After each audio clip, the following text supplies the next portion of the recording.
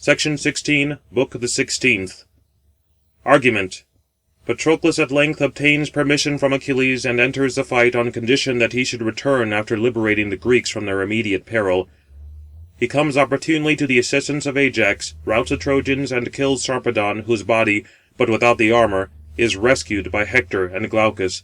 Forgetful of his promise to Achilles, Patroclus pursues the Trojans to their very walls. He is driven back by Apollo, but slays the charioteer of Hector, Cebriones. He is suddenly afflicted with stupor by Apollo, and dies by the hand of Hector, whose death he foretells.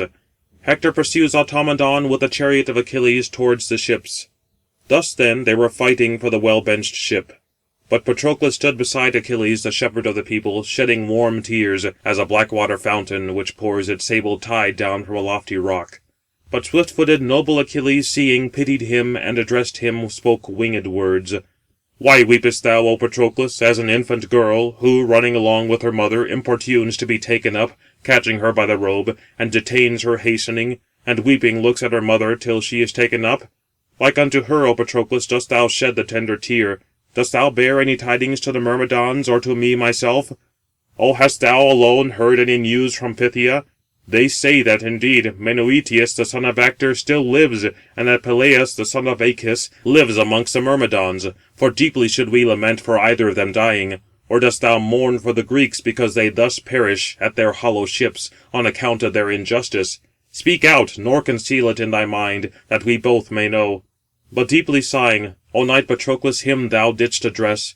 O Achilles, son of Peleus, by far the bravest of the Greeks, be not indignant, since a grief so heavy does oppress the Greeks. For now all they, as many as were formerly most valiant, lie in the ships, wounded or stricken.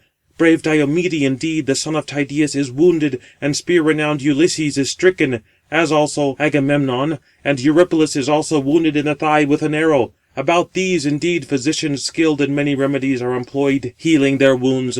But thou, O Achilles, art inexorable. Never may such anger seize me, at least, as thee, O cruelly brave, dost preserve. What other after-born man will be defended by thee, if thou wilt not avert unworthy ruin from the Greeks, merciless one? Certainly the knight Peleus was not thy father, nor Thetis thy mother, but the grey ocean produced thee, and the lofty rocks, for thy mind is cruel. But if thou wouldst avoid any oracle in thy mind, and thy venerable mother has told any to thee from Jove, at least send me quickly, and at the same time give me the rest of the army of the Myrmidons, if perchance I may become any aid to the Greeks. Grant me also to be armed on my shoulders with thy armour, if perchance the Trojans, likening me to thee, may cease from battle, and the warlike sons of the Greeks, now fatigued, breathe again, and there be a short respite from war. But we who are fresh can easily repulse men worn out with battle from our ships and tents towards the city. Thus he spoke, supplicating, very rash, for assuredly he was about to supplicate for himself evil death and fate, whom deeply sighing, swift-footed Achilles addressed. Alas, most noble Patroclus, what hast thou said? I neither regard any oracle which I have heard, nor has my venerable mother told anything to me from Jove. But this bitter grief comes upon my heart, when a man who excels in power wishes to deprive his equal of his portion, and to take back his reward because he excels in power. This to me is a bitter grief, since I have suffered sorrows in my mind. The maid whom the sons of the Greeks selected as a reward for me, and whom I won by my spear, having sacked a well-fortified city, her has King Agamemnon, son of Atreus, taken back out of my hands, as from some dishonoured alien. But we shall allow these things to be among the things that were, nor is it right indeed to be continually enraged in one's mind. Certainly I affirmed that I would not put a stop to my wrath before that clamorant war should reach my ships. But do thou put on thy shoulders my famous armour, and lead on the war-loving Myrmidons to battle, since now a black cloud of Trojans hath strongly surrounded the ships, and the Greeks are hemmed in by the shore of the sea, possessing now but a small portion of land. And the whole city of the Trojans has rushed on, confident because they behold not the front of my helmet gleaming near. Certainly quickly flying would they have filled the trenches with their bodies, if King Agamemnon had known mildness to me. But now they are fighting around the army. For the spear does not rage in the hands of Diomede, the son of Tydeus, to avert destruction from the Greeks. Nor do I at all hear the voice of Agamemnon shouting from his odious head, but the voice of man-slaughtering Hector animating the Trojans resounds, whilst they with a shout possess the whole plain, conquering the Greeks in battle. Yet even thus, Patroclus, do thou fall on them bravely, warding off destruction from the ships, nor let them consume the vessels with blazing fire, and cut off thy own return. But obey, as I shall lay the sum of my advice in thy mind, in order that thou mayest obtain for me great honour and glory from all the Greeks, and they may send back to me the beautiful maid, and afford me besides rich presents. Having repulsed the enemy from the ships, return back. And if indeed the loud thundering husband of Juno permit thee to obtain glory, do not be desirous of fighting with the warlike Trojans apart from me, for thou wouldst render me more dishonoured. Nor exulting in the battle and havoc, lead on as far as Ilium, slaughtering the Trojans, lest some of the immortal gods come down from Olympus against thee, for far-darting Apollo greatly loves them. But return after thou hast given safety to the ships, and allow the others to contend through the plain. For would that, O Father Jove, Minerva, and Apollo, not one of the Trojans, as many as there are, may escape death, nor any of the Greeks, whilst to us two it may be granted to avoid destruction, that we alone might overthrow the sacred bulwarks of Troy. Thus they indeed discussed these matters with each other. But Ajax no longer remained firm, for he was pressed hard with weapons, because the counsel of Jove overpowered him, and the fierce Trojans hurling.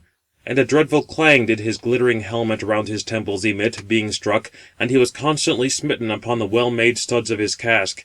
He was fatigued in the left shoulder, by always firmly holding his movable shield, nor could they, pressing him all around with their weapons, drive him from his place. Unceasingly afflicted was he with severe panting, and everywhere from his limbs poured copious perspiration, nor was he able to respire, for everywhere evil was heaped upon evil. Declare now to me, ye Muses, possessing Olympic habitations, how first the fire fell upon the ships of the Greeks. Hector standing near struck the ashen spear of Ajax with his great sword, at the socket of the blade behind, and cut it quite off. Telamonian Ajax indeed vainly brandished the mutilated spear in his hand, but the brazen blade rang, falling upon the earth at a distance from him. Then Ajax knew in his blameless soul, and shuddered at the deeds of the gods, because the lofty thundering Jove cut off his plans of war, and willed the victory to the Trojans. Wherefore he retired out of the reach of the weapons, and they hurled the indefatigable fire at the swift ships, the inextinguishable flame of which was immediately diffused around. Thus indeed the flames surrounded the stern. But Achilles, smiting his thighs, addressed Patroclus. "Haste, O most noble steed directing Patroclus! I perceive indeed the fury of the hostile fire at the ships, lest they now take the vessels, and there be not an opportunity of flying. Put on thy armour very quickly, and I shall assemble the forces." Thus he spoke. But Patroclus armed himself in glittering brass. First indeed he put the beautiful greaves around his legs, fitted with clasps. Next he placed the corslet of the swift-footed descendant of Acus upon his breast, variegated and studded with stars, and suspended from his shoulders his silver-studded sword, brazen, and then the great and sturdy shield. But upon his gallant head he placed a well-made helmet, crested with horsehair, and dreadfully the plume nodded from above. He took besides 2 strong spears, which well fitted his hands. But the spear alone of blameless Achates, ponderous, large, and strong, he did not take, which indeed no other of the Greeks could brandish, but Achilles alone knew how to wield it. A Pelian ash which Chiron had given to his sire, cut from the tops of Pelion, about to be death to heroes. He also commanded Automedon quickly to yoke the steeds, whom next to rank-breaking Achilles he most honoured, because he was most faithful to him in battle, to stand the charge. Wherefore Automedon yoked the fleet horses, Xanthus and Balius, which kept pace with the winds. Them the harpy Podarge bore to Zephyrus the wind, while feeding in the meadows by the stream of Oceanus. And in the outer harness he fastened illustrious Pedasus, whom Achilles led away long since, having sacked the city of Eetion, and which steed, though being mortal, accompanied immortal steeds. But Achilles, going about, armed all the Myrmidons through the tents with their armour. But they, like carnivorous wolves, in whose hearts is immense strength, and which, having slain a great horned stag in the mountains, tearing devour it, but the jaws of all are red with blood, and then they rush in a pack, lapping with slender tongues the surface of the dark water from a black water fountain, vomiting forth clots of blood. But the courage in their breasts is dauntless, and their stomach is distended. So rushed the leaders and chiefs of the Myrmidons round the brave attendant of swift-footed Achates, and amongst them stood warlike Achilles, animating both the steeds and the shield-bearing warriors. 50 were the swift galleys which Achilles, dear to Jove, led to Troy, and in each were 50 men, companions at the benches. But he had appointed 5 leaders, in whom he put trust, to command them. and he himself being very powerful governed. One troop indeed Menestheus with flexible corslet commanded, the son of Sperchius, a Jove-descended river, whom the daughter of Peleus, fair Polydora, bore to indefatigable Sperchius, a woman having been embraced by a god, although, according to report, to Borus, son of Perieres, who openly espoused her, giving infinite marriage gifts. But warlike Eudorus commanded another company, clandestinely begotten, whom Polymela, the daughter of Philus, graceful in the dance, bore. Her the powerful slayer of Argus loved, beholding her with his eyes among the dancers at a choir of golden bow Diana, huntress maid, and immediately ascending to an upper chamber, pacific Mercury secretly lay with her, when she bore to him a son, Eudorus, swift to run, and also a warrior. But after that birth-presiding Ilithyia had brought him into light, and he beheld the splendour of the sun, the mighty strength of Echecleus, son of Actor, led her to his house, where he had given innumerable marriage gifts, whilst aged Philus carefully nurtured and educated him, tenderly loving him as if being his own son. The third warlike Pisander led, the son of Mamilus, who, after the companion of the son of Peleus, surpassed all the Myrmidons in fighting with the spear. The fourth the aged knight Phoenix commanded, and Alcimedon, the illustrious son of Lerchius, the fifth. But when Achilles, marshalling them well, had placed all with their leaders, he enjoined this strict command: "Ye Myrmidons, let none of you be forgetful of the threats with which at the swift ships ye did threaten the Trojans during all my indignation, and blamed me, each of you, in this manner. O cruel son of Peleus, surely thy mother nurtured thee in wrath, relentless thou, who at the ships detainest thy companions against their will. Let us at least return home again in our sea-traversing barks, since pernicious wrath hath thus fallen upon thy mind. These things ye frequently said to me, when assembled, and now the great task of war appears, of which ye were hitherto desirous. Let each one here, having a valiant heart, fight against the Trojans." Thus speaking, he aroused the might and spirit of each, and their ranks were condensed the more when they heard the king. As when a man constructs the wall of a lofty mansion with closely joined stones, guarding against the violence of the winds, so closely were their helmets and bossed shields linked. Then shield pressed upon shield, helmet upon helmet, and man upon man, and their horsehair crests upon the shining cones of their helmets nodding touched each other, so close they stood to each other. Before all were armed 2 warriors, Patroclus and Automedon having one mind, to fight in the front of the Myrmidons. But Achilles hastened to go into his tent, and he opened the lid of a chest, beautiful, variously adorned, which silver-footed Thetis placed to be carried in his ship, having filled it well with garments, and wind-resisting cloaks, and napped tapestry. And in it was a cup curiously wrought, nor did any other of men drink dark wine from it, nor did he pour out from it libations to any of the gods, except to Father Jove. This then, taking from the coffer, he first purified with sulphur, and then washed in a crystal rivulet of water. But he himself washed his hands and drew off the dark wine. Next, standing in the middle of the area, he prayed and offered a libation of wine, looking up to heaven. Nor did he escape the notice of thunder-rejoicing Jove. "O King Jove, Dodonian, Pelasgian, dwelling afar off, presiding over wintry Dodona, but around dwell thy priests, the Selli, with unwashed feet, and sleeping upon the ground. Certainly thou didst formerly hear my voice when praying. Thou hast honoured me, and hast greatly injured the people of the Greeks. Wherefore now also accomplish this additional request for me. For I myself will remain in the assemblage of ships, but I am sending forth my companion with the numerous Myrmidons to battle. Along with him do thou send forth glory, O far-sounding Jove, embolden his heart within his breast, that even Hector may know whether my attendant, even when alone, knows how to wage war, or only when these invincible hands rage with him, when I likewise go forth to the slaughter of Mars. But after he has repelled the contest and the tumult from the ships, unscathed let him return to me, to the swift barks, with all his armour and his close-fighting companions." Thus he spoke, praying, and provident Jove heard him. One part, indeed, the sire granted him, but refused the other. He granted that he should repel the conflict and tumult from the ships, but he refused that he should return safe from the battle. He on his part, having made a libation and prayed to Father Jove, again entered his tent, and replaced the cup in the chest. Then coming out, he stood before the tent, for he still wished in his mind to behold the grievous conflict of Trojans and Greeks. But those that were armed at the same time with magnanimous Patroclus marched orderly, till they rushed upon the Trojans with high hopes, Immediately they were poured out, like unto wasps dwelling by the roadside, which silly boys are wont to irritate, incessantly harassing them, possessing cells by the wayside, and cause a common evil to many. And if by chance any traveller passing by unintentionally disturb them, then they, possessing a valiant heart, all fly forth, and fight for their young. The Myrmidons then, having the heart and courage of these, poured out from the ships, and an inextinguishable tumult arose.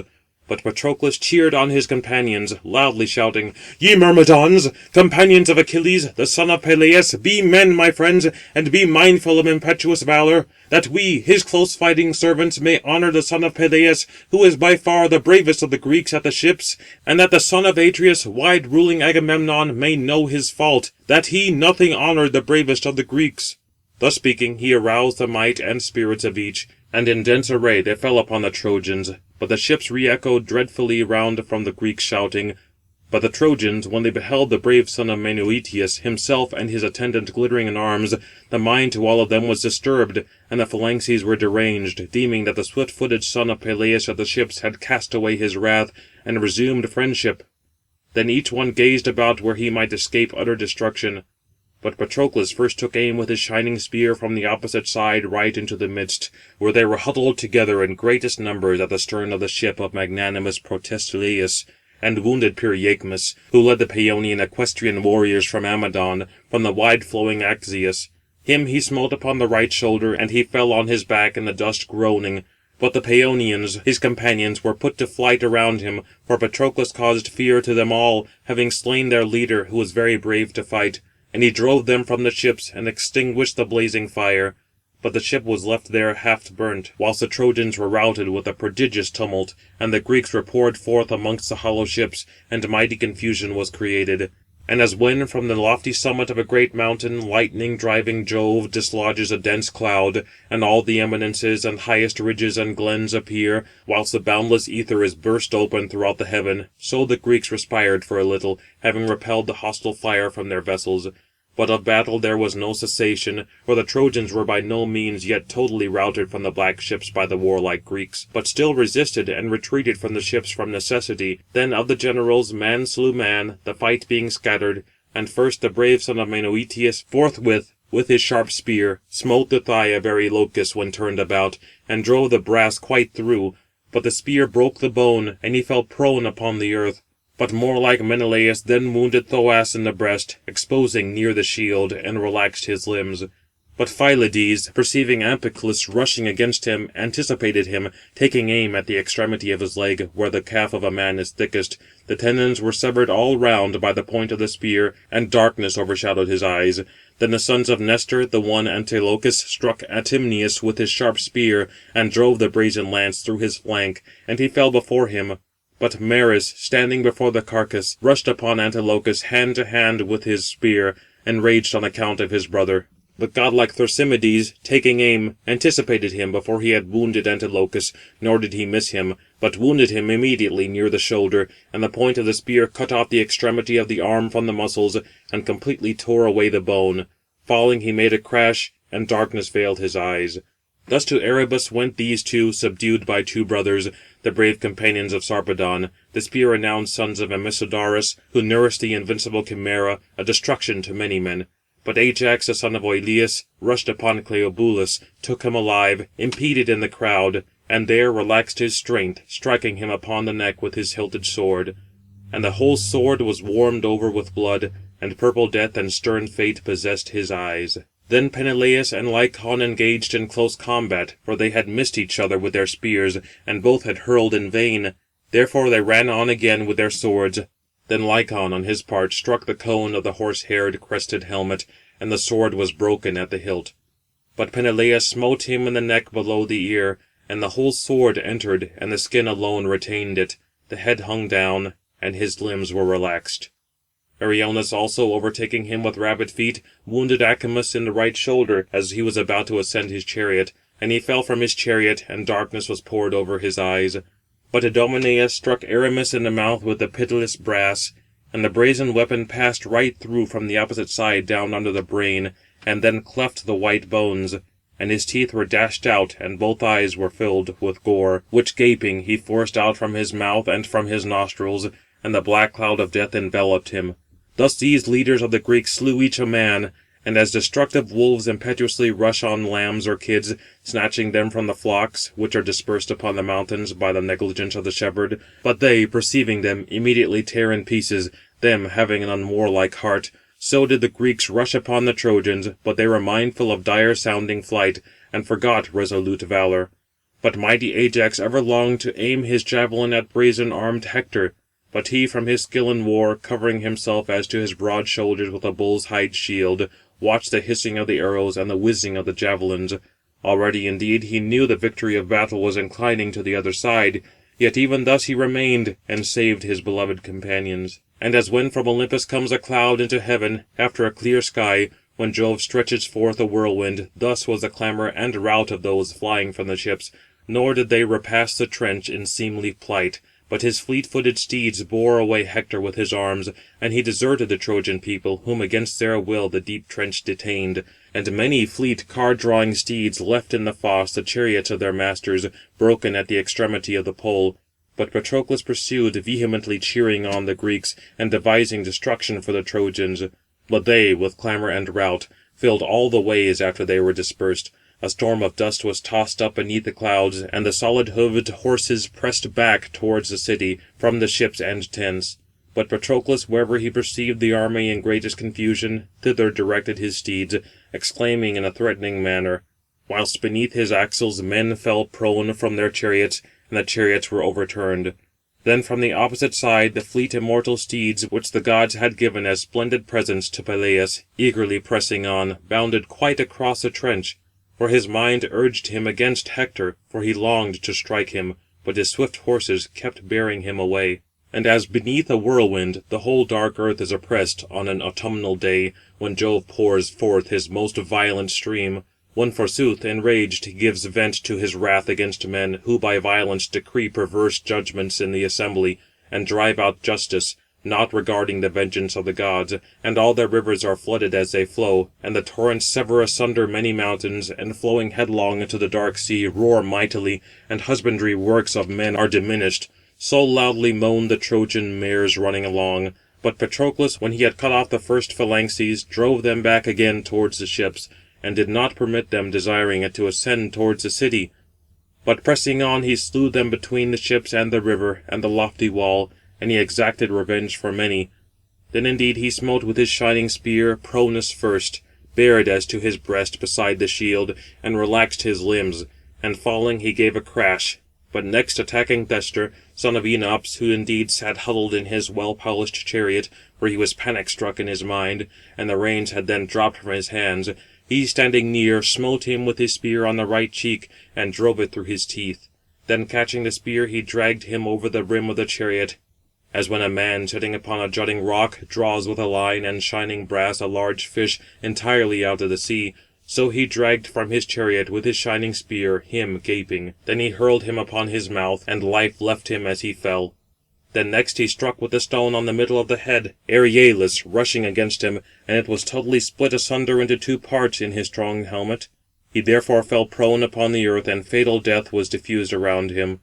Afterwards Erygamus and Amphoterus, Epaltes, and Tlepolemus, son of Damastor, Echius and Pyrrhus, Ichius, Euippus, and Polymelus, son of Argeus, all one over the other he heaped upon the fertile earth. But when Sarpedon perceived his loose-girt companions subdued by the hands of Patroclus, the son of Menœtius, exhorting, he shouted to the godlike Lycians, "O shame, Lycians!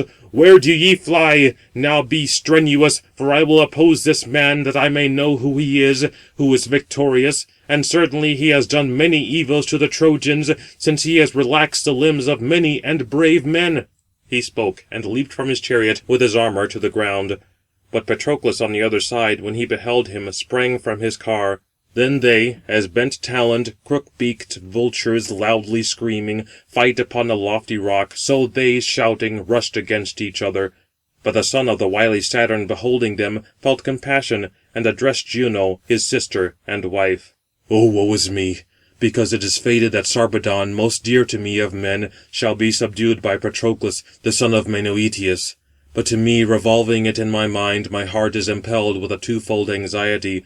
either that having snatched him alive from the mournful battle, I may place him among the rich people of Lycia, or now subdue him beneath the hands of the son of Menoetius." Then the large-eyed venerable Juno answered, "Most dread son of Saturn, what a word hast thou spoken?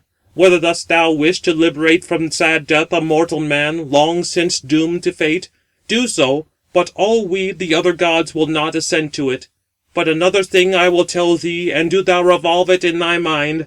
If indeed thou sendest this Sarpedon safe home, reflect whether some other of the gods may not also wish to send his beloved son safe home from the violent conflict. For many sons of immortals fight round the great city of Priam, upon whom thou wilt bring heavy wrath.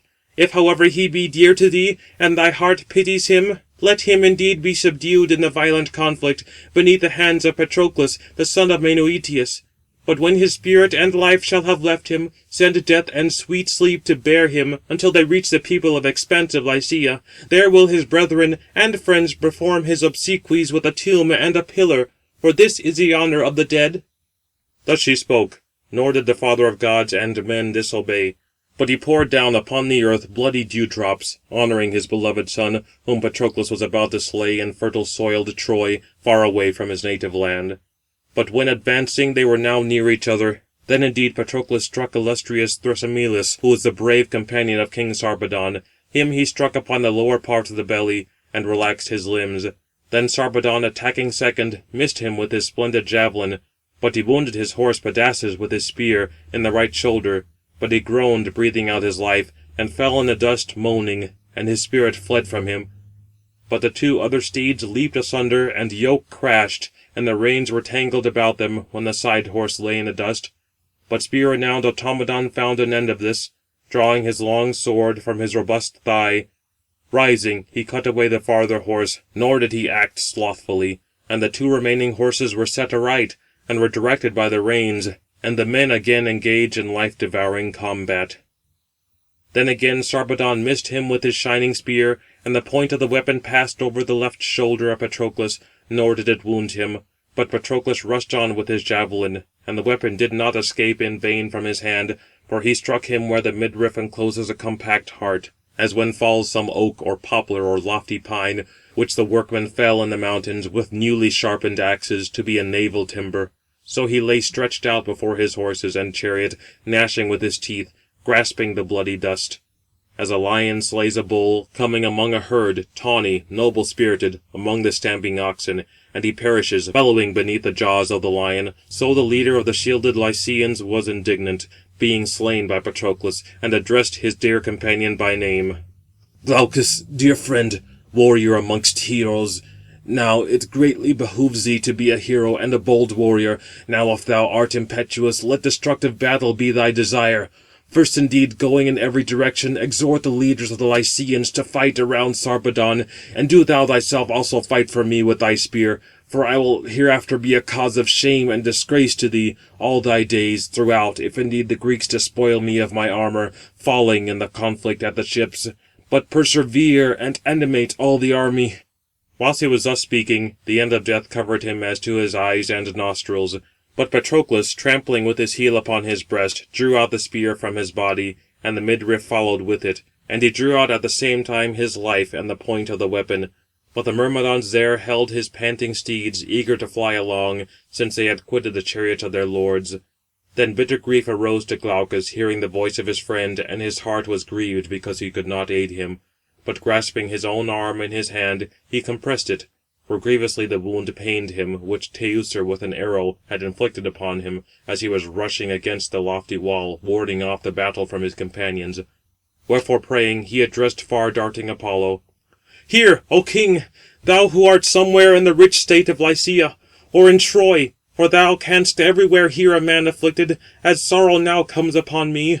For I indeed have this grievous wound, and my hand is penetrated on every side with acute pains, nor can the blood be stanched.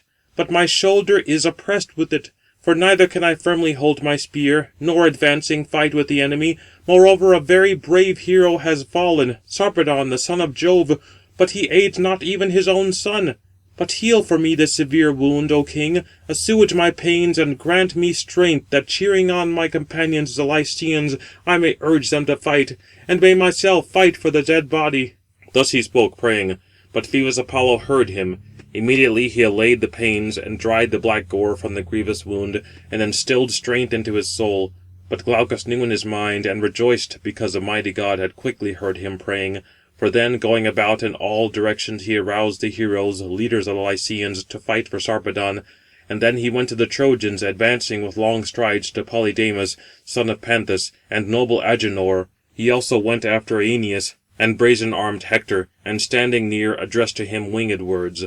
"O Hector, now hast thou altogether neglected thine allies, who are losing their lives for thy sake, far away from their friends and fatherland, but thou dost not wish to aid them. Sarpedon lies low, the leader of the shield-bearing Lycians, who protected Lycia by his justice and his valour. Him hath brazen Mars subdued with a spear at the hands of Patroclus. But stand near, my friends, and be indignant in your minds, lest the Myrmidons spoil his armour, and unworthily treat the body, enraged on account of the Greeks, as many as have perished, whom we have slain with our spears at the ships." Thus he spoke, but intolerable, unyielding grief wholly possessed the Trojans, for he had been a pillar of their city, though being a foreigner. For many forces followed along with him, among whom he himself was the most valiant in battle. They therefore advanced eagerly straight against the Greeks, ardent with desire. But Hector led the way, enraged on account of Sarpedon. But the valiant heart of Patroclus, son of Menœtius, aroused the Greeks. First he addressed the Ajaces, though they themselves were also eager. "O Ajaces, now let it be a delightful thing to you both to repel the foe. Be ye such as of old ye were amongst heroes, or even braver. Sarpedon lies low, the man who first broke through the wall of the Greeks. But oh, that taking him, we could treat him with indignity, and spoil the armour from his shoulders, and subdue with the cruel brass some one of his companions, keeping us off from him." Thus he spoke, but they also themselves were ready to repel the foe. But when they had strengthened their phalanxes on both sides, the Trojans and Lycians, as well as the Myrmidons and Achaeans, they closed to fight round the dead body, shouting dreadfully, and loudly rattled the arms of men. But Jove stretched pernicious night over the violent contest, that there might be a destructive toil of battle around his dear son. The Trojans first drove back the rolling-eyed Greeks, for a man was smitten, by no means the most inferior among the Myrmidons, noble Epygeus, son of magnanimous Agacles, who formerly ruled in well-inhabited Budium. But then, having slain a noble kinsman, he came as a suppliant to Peleus and silver-footed Thetis. They sent him to follow with the rank-breaker Achilles, to steed-renowned Ilium, that he might fight with the Trojans. Him then, while seizing the body, illustrious Hector struck upon the head with a stone, and it was entirely split in two in his strong helmet, and he fell prone upon the corpse, and soul-destroying death was diffused around him. Then to Patroclus grief arose on account of his companion slain, and he rushed right through the foremost warriors, like unto a swift hawk which has put to flight jackdaws or starlings. So, O equestrian Patroclus, didst thou rush right against the Lycians and the Trojans, for thou wert enraged in thine heart for thy companion. And he struck Sthenelaus, the beloved son of Ithaemeneus, on the neck with a stone, and broke his tendons. And the foremost warriors and illustrious Hector gave back. And as far as is a cast of a long javelin, which a man may have sent forth striving either in the game or even in war, on account of life-destroying enemies, so far did the Trojans retire, and the Greeks repelled them. But Glaucus, the leader of the shield-bearing Lycians, first turned and slew magnanimous Bathocles, the beloved son of Chalcon, who, inhabiting dwellings in Hellas, was conspicuous among the Myrmidons for his riches and wealth. Him then Glaucus, turning suddenly round, wounded in the middle of the breast with his spear, when pursuing he had overtaken him. But he made a crash as he fell, and deep grief possessed the Greeks, because a brave warrior had thus fallen. But the Trojans greatly rejoiced, and advancing in crowds stood round him, nor were the Greeks forgetful of valour, but they directed their strength straight against them. Then again Meriones slew a hero of the Trojans, the warrior Laogonus, the gallant son of Onetor, who was a priest of Idaean Jove, and was honoured like a god by the people. He smote him under the jaw and ear, and his soul immediately departed from his limbs, and dreadful darkness overshadowed him. But Æneas hurled a brazen spear at Meriones, for he hoped to hit him, advancing under protection of his shield. He, however, observing it in front, avoided the brazen spear, for he stooped forward, and the long javelin was fixed in the ground behind him. and the nether point of the spear was shaken. Then the rapid weapon spent its force. Thus the javelin of Aeneas quivering entered the earth, for it had fled in vain from his strong hand. Then Aeneas was enraged in his mind, and said, Meriones, quickly indeed, although being a dancer, would my spear have made thee cease for ever, if I had struck thee. But him then in turn spear-renowned Meriones answered, Aeneas, it were difficult for thee, although being brave, to extinguish the valour of all men, whosoever may come against thee about to repulse thee, for thou too art mortal. And if I, taking aim, should strike thee in the middle with my sharp spear, although being brave and confiding in thy might, thou wouldst give glory to me, but thy soul to steed-famed Pluto. Thus he spoke, but him the brave son of Menœtius rebuked. Meriones, why dost thou, although being brave, harangue thus? O my friend, the Trojans will not retire from the course by opprobrious words. First will the earth possess some of them, for the emergency of battle is placed in the hands, but of counsel in words, wherefore it is by no means necessary to multiply words, but to fight. So saying, he on his part led the way, and along with him the godlike hero followed. And as the crash of wood-cutting men arises in the dwells of a mountain, and the sound is heard from afar, so the noise of these, smitten with swords and two-edged spears, arose from the wide extended plain, from brass, from leather, and from well-prepared bull's hide shields. Nor would a man, although very discerning, have recognized noble Sarpedon, since he was totally involved, from his head to the soles of his feet, with weapons and blood and dust. But they still crowded round the course, as when flies in the stall hum around the pails full of milk, during the spring season, when the milk makes moist the vessel.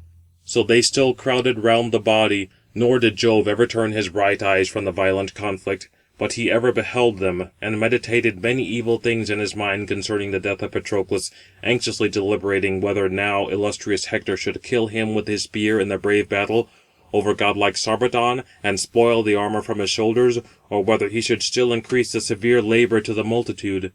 To him thus reflecting, it appeared better that the brave servant of Achilles, the son of Peleus, should repulse the Trojans and brazen-armed Hector towards the city, and take away the life of many. Into Hector therefore first of all he sent on warlike flight, and ascending his chariot he turned himself to flight, and advised the other Trojans to fly, for he recognized the sacred scales of Jove. Then not even the brave Lycians remained, but were all turned in flight, when they beheld their king wounded to the heart, lying in the heap of the dead. For many had fallen over him, whilst the son of Saturn stretched on the violent strife. But after they had taken from the shoulders of Sarpedon the brazen and glittering armour, the gallant son of Menœtius gave them to his companions to carry to the hollow ships. And then cloud-compelling Jove addressed Apollo. Come now, dear Phoebus, going, cleanse Sarpedon, withdrawn from among the heaps of weapons of sable gore, and afterwards, bearing him far away, lave him in the stream of the river, and anoint him with ambrosia, and put around him immortal garments. Then give him in charge to the twin brothers, Sleep and Death, swift conductors, to be borne away, who will quickly place him in the rich state of wide Lycia. There will his brethren and kindred perform his obsequies with a tomb, and a pillar, for this is the honour of the dead. Thus he spoke, nor was Apollo inattentive to his father, but he descended from the Idaean mountains to the grievous conflict, immediately removing noble Sarpedon out of the reach of weapons, and bearing him far away, he laved him in the stream of the river, anointed him with ambrosia, and placed around him immortal garments, then gave him in charge to the twin brothers, Sleep and Death, swift conductors, to be borne away with them, who accordingly quickly placed him in the rich state of wide Lycia. In the meantime Patroclus, cheering on his steeds, and Automedon followed upon the Trojans and Lycians, and came to great harm, infatuate one. But if he had observed the direction of the son of Peleus, he had certainly escaped the evil fate of black death. But the counsel of Jove is ever better than that of men, who puts to flight even the valiant man, and easily deprives him of victory, even when he himself has impelled him to fight, who then also excited courage in his breast. Then whom first, and whom last, didst thou slay, O Patroclus, when the gods now called thee on to death? Adrastus indeed first, Autonus, and Echeclus, and Perimus, son of Meges, and Epistor, and Menelippus, but then Elasus, and Mulius, and Pilertes. These he slew, but the others were, each of them, mindful of flight. Then indeed had the sons of the Greeks taken lofty-gated Troy by the hands of Patroclus, where he raged greatly beyond others with his spear, had not Phoebus Apollo stood upon a well-built tower, meditating destructive things to him, and assisting the Trojans. Thrice indeed Patroclus mounted to a buttress of the lofty wall, And thrice did Apollo repel him with violence, striking his glittering shield with his immortal hands. But when now, godlike, he rushed on the fourth time, far-casting Apollo, threatening fearfully, addressed him: "Retire, thou Jove-sprung Patroclus! By no means is it destined that the city of the magnanimous Trojans should be destroyed by thy spear, nor by Achilles, who is much better than thou." Thus he spoke, but Patroclus retired far back, avoiding the wrath of far-darting Apollo. But Hector detained his steeds at the Scaean gates, for he doubted whether, having driven again into the crowd, he should fight, or should loudly command the people to be collected within the walls. To him then, meditating these things, Phoebus Apollo stood near, having assimilated himself to a hero youthful and brave, to Asius, who was a maternal uncle of horse-breaking Hector, own brother of Hecuba, and the son of Dymas, who dwelt in Phrygia, by the streams of the Sangarius. To him Phoebus Apollo, assimilating himself, spoke: "Hector, why dost thou cease from battle? Nor does it at all become thee. Would that I were much superior to thee, as I am inferior, then indeed wouldst thou quickly have retired from the battle to thy loss. But come, direct thy solid-hoofed steeds against Patroclus, if perchance thou mayest slay him, and Apollo may give thee glory." So saying, the god on his part went again through the labour of men, but illustrious Hector on his part commanded warlike Cebriones to lash on his steeds to the battle, whilst Apollo, proceeding, entered the throng, and sent an evil tumult among the Greeks, but gave glory to the Trojans and Hector. Then indeed did Hector neglect the other Greeks, nor slew them, but directed his solid-hoofed steeds against Patroclus. But Patroclus on the other side leaped from his chariot to the ground, in his left hand holding his spear, but in the other he seized a stone, white, rugged, which his hand embraced around. Putting his force to it, he hurled it, nor did it err far from the man, nor was the weapon hurled in vain. For in the forehead with a sharp stone he smote the charioteer of Hector, Cebriones, the illegitimate son of illustrious Priam, whilst holding the reins of the horses. But the stone crushed both his eyebrows, nor did the bone sustain it, and his eyes fell amid the dust upon the ground before his feet. But he then, like unto a diver, fell from the well-formed chariot seat, and life left his bones. But him insulting, thou didst address, O equestrian Patroclus: "O gods, truly he is a very active man. How nimbly he dives! If indeed he were anywhere in the fishy sea, this man, groping for oysters, might have satisfied many, plunging from his ship, although it might be stormy. So easily now in the plain does he dive from his chariot. Without doubt there are divers among the Trojans." So saying, he advanced against the hero Cebriones, having the force of a lion, which, ravaging the foes, is wounded in the breast, and his own courage destroys him. Thus, O Patroclus, ardent didst thou spring upon Cebriones, whilst Hector on the other side leaped from his chariot to the ground. These two as lions fought for Cebriones, when both being hungry fight with utmost courage for a slaughtered stag in mountain tops. So for Cebriones these two masters of the fight, Patroclus, son of Menoetius, and illustrious Hector, wished to rend each other's body with the pitiless brass. Hector indeed, after he seized him by the head, did not let him go, but Patroclus on the other side held him by the foot. And now the rest of the Trojans and Greeks engaged in a violent conflict. And as the east and south winds strive with each other, in the dells of a mountain, to shake a deep wood, beech, ash, and rugged cornel, but they strike with their long extended boughs against each other with an immense sound, and a crash of them breaking arises. Thus the Trojans and Greeks, leaping upon each other, slaughtered, but neither were mindful of pernicious flight. And many sharp spears were fixed round Cebriones, and winged arrows bounding from the string, and many huge stones smote the shields of those fighting round him. But he, mighty over mighty space, lay in a whirlwind of dust, forgetful of his equestrian skill. As long indeed as the sun was ascending the middle heaven, so long did the weapons reach both sides effectually, and the people kept falling. But when the sun had passed over towards the west, then indeed the Greeks were superior, contrary to fate. They drew the hero Cebriones from the weapons, out of the tumult of Trojans, and took the armour from his shoulders. But Patroclus, devising evils against the Trojans, rushed on. Thrice then he charged, equal to swift Mars, shouting horridly, and thrice he slew 9 heroes. But when, like unto a god, he made the attack for the 4th time, then indeed, O Patroclus, was the end of thy life manifest. For Phoebus, terrible in a dire battle, met thee. He did not indeed perceive him coming through the crowd, for he advanced against him covered with much darkness.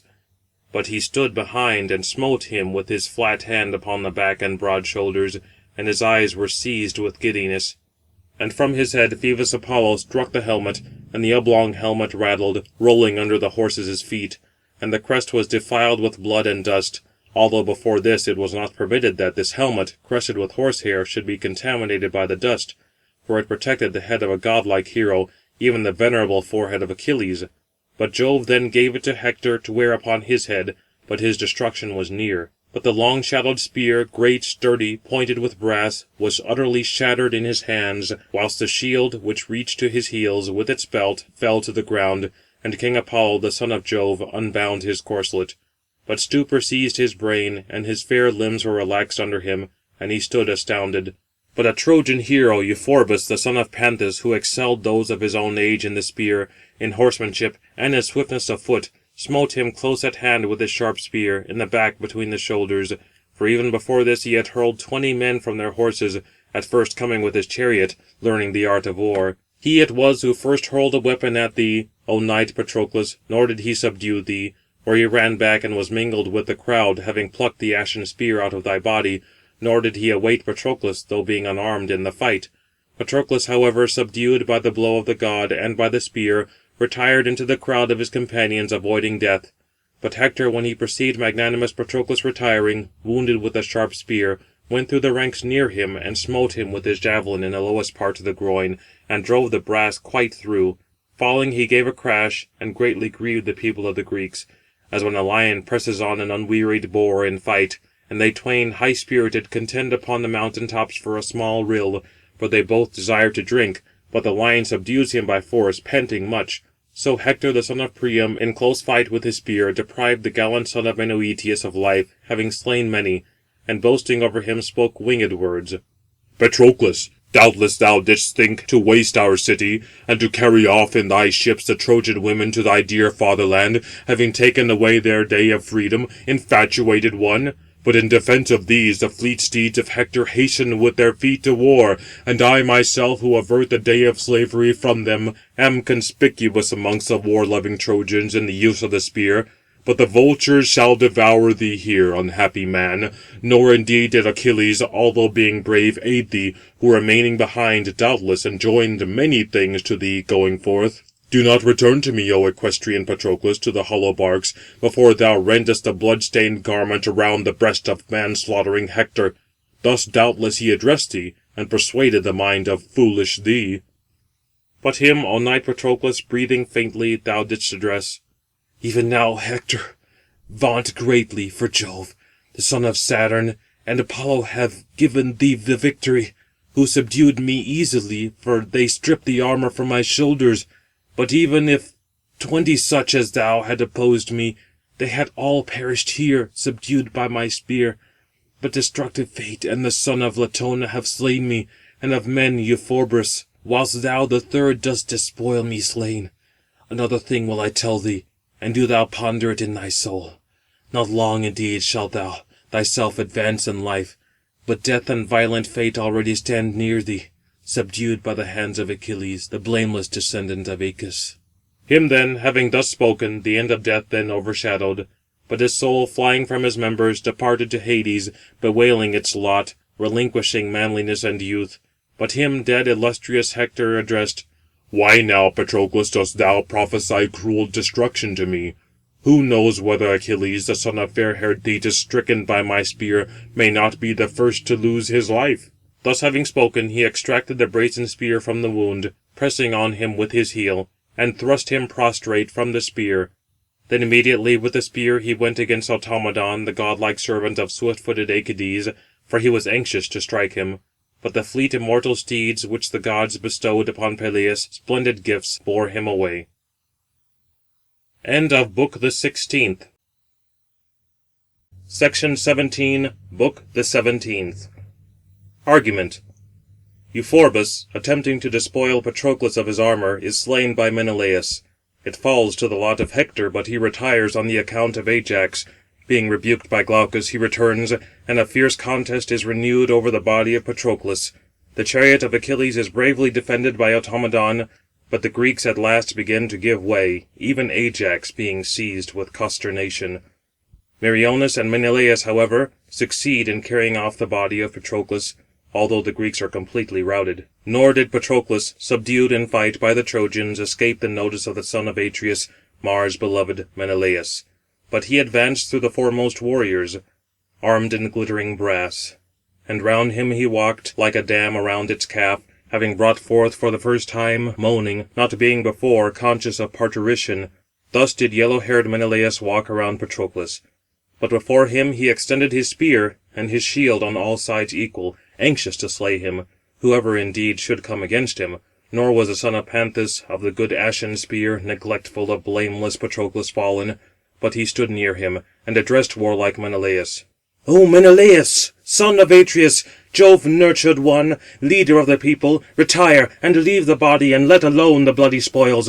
For not any of the illustrious Trojans or allies smote Patroclus with a spear in the violent conflict before me.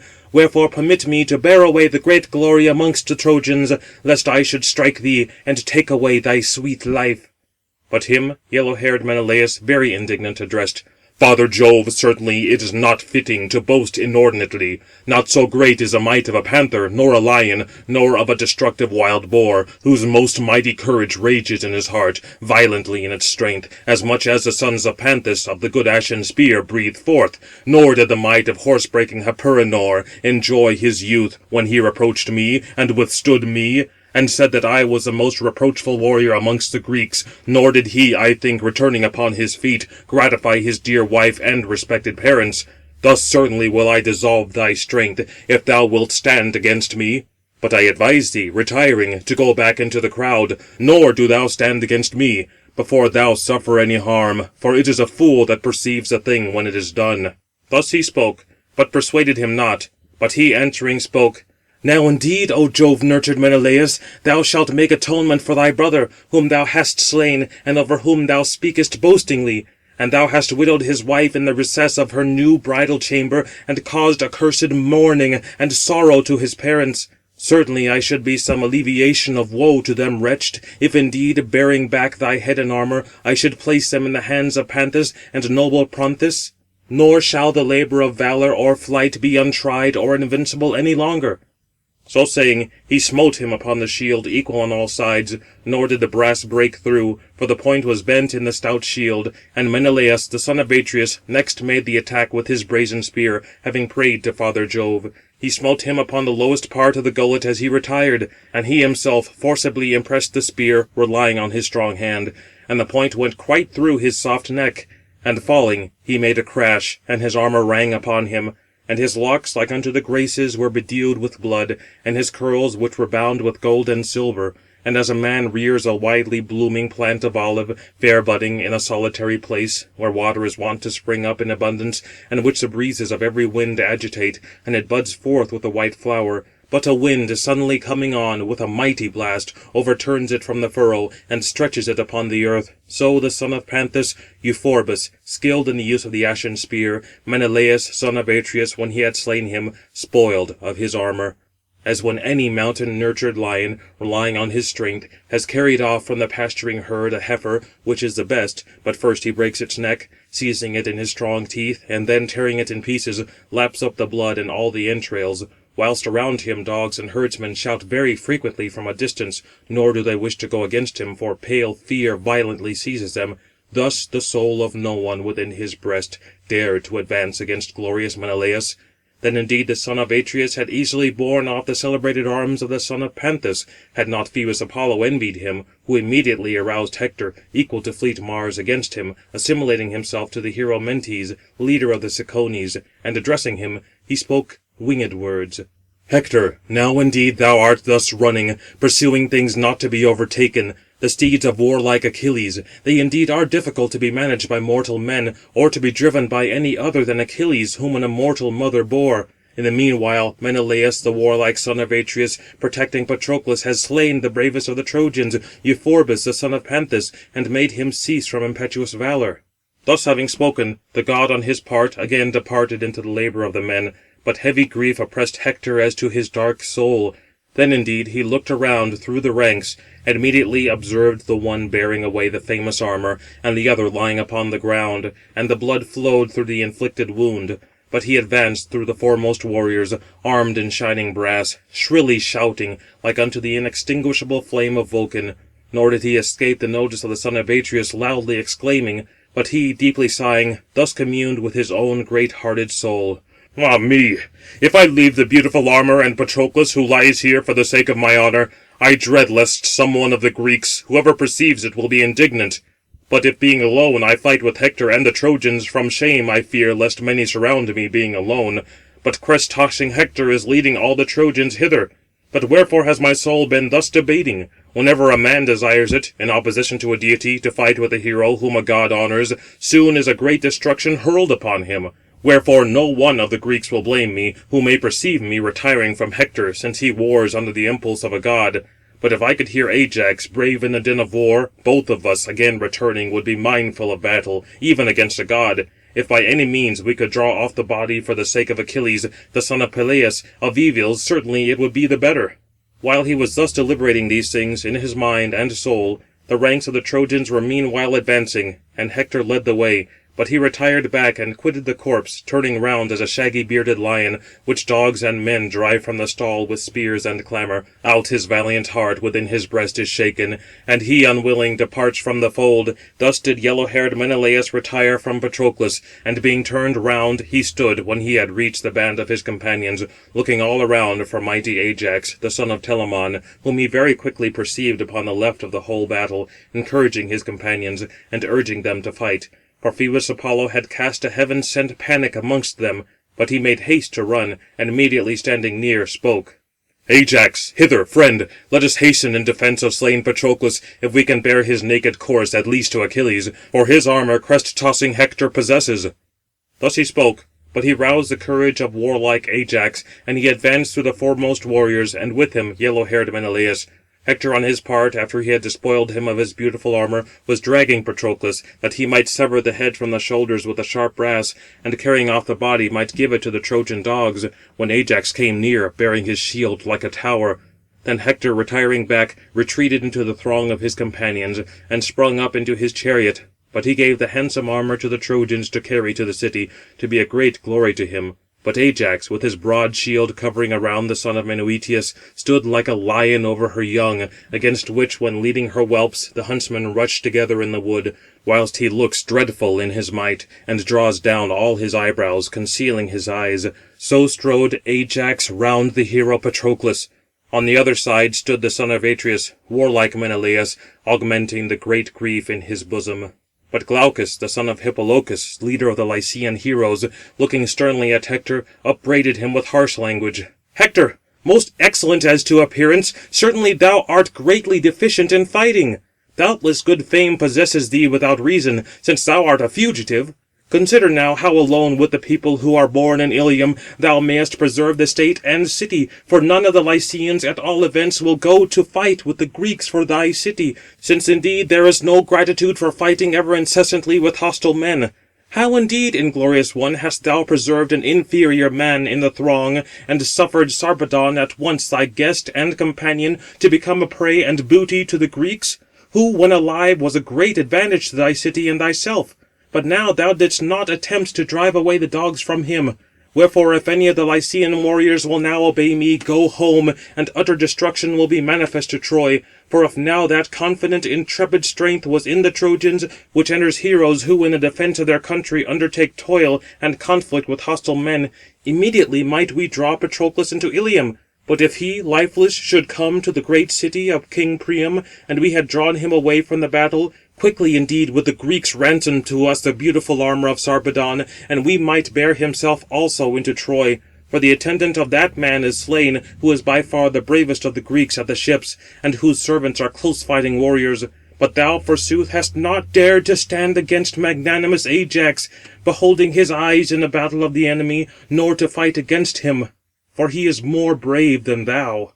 But him sturdily regarding, crest-tossing Hector addressed, O Glaucus, why hast thou, being such as thou art, spoken haughtily? If faith, friend, I thought that thou didst excel in judgment the others, as many as inhabit fertile Lycia. But now I altogether blame thy understanding, since thou hast thus spoken, thou who sayest that I do not withstand mighty Ajax, neither have I dreaded the battle. nor the tumult of steeds, but the counsel of aegis-bearing Jove is ever superior, who puts even the valiant man to flight, and easily takes away the victory. But at another time he himself impels him to fight. But come hither, my friend, stand by me, and behold my conduct. Truly I shall always be a coward, as thou sayest, or I will restrain even some of the Greeks, although very eager from keeping defence over dead Patroclus." Thus saying, he cheered on the Trojans, loudly shouting, "Ye Trojans and Lycians, and close-fighting Dardanians, be men, my friends, and be mindful of impetual valour, whilst I put on the armour of illustrious Achilles, beautiful, of which I despoiled mighty Patroclus, having slain him." Thus having spoken, crest-tossing Hector departed from the glowing battle, and running very quickly overtook his companions not far off, following with swift feet those who were bearing towards the city the renowned arms of Achilles. Then standing apart from the mournful battle, he changed his armour. His own indeed he gave to the warlike Trojans to bear to sacred Ilium. But he put on the immortal arms of Achilles, the son of Peleus, which the heavenly gods had bestowed on his dear father. But he indeed, growing old, presented them to his son, but the son grew not old in the armour of his father.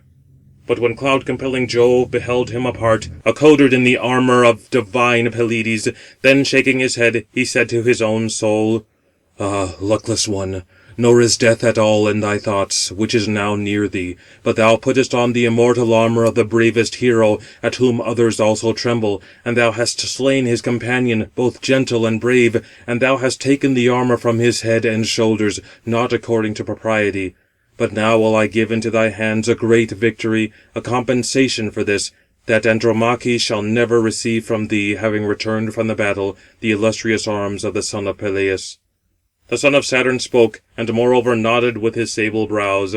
But the armour fitted the person of Hector, and Mars, the dreadful warrior, entered him, and his limbs were inwardly filled with the might and strength.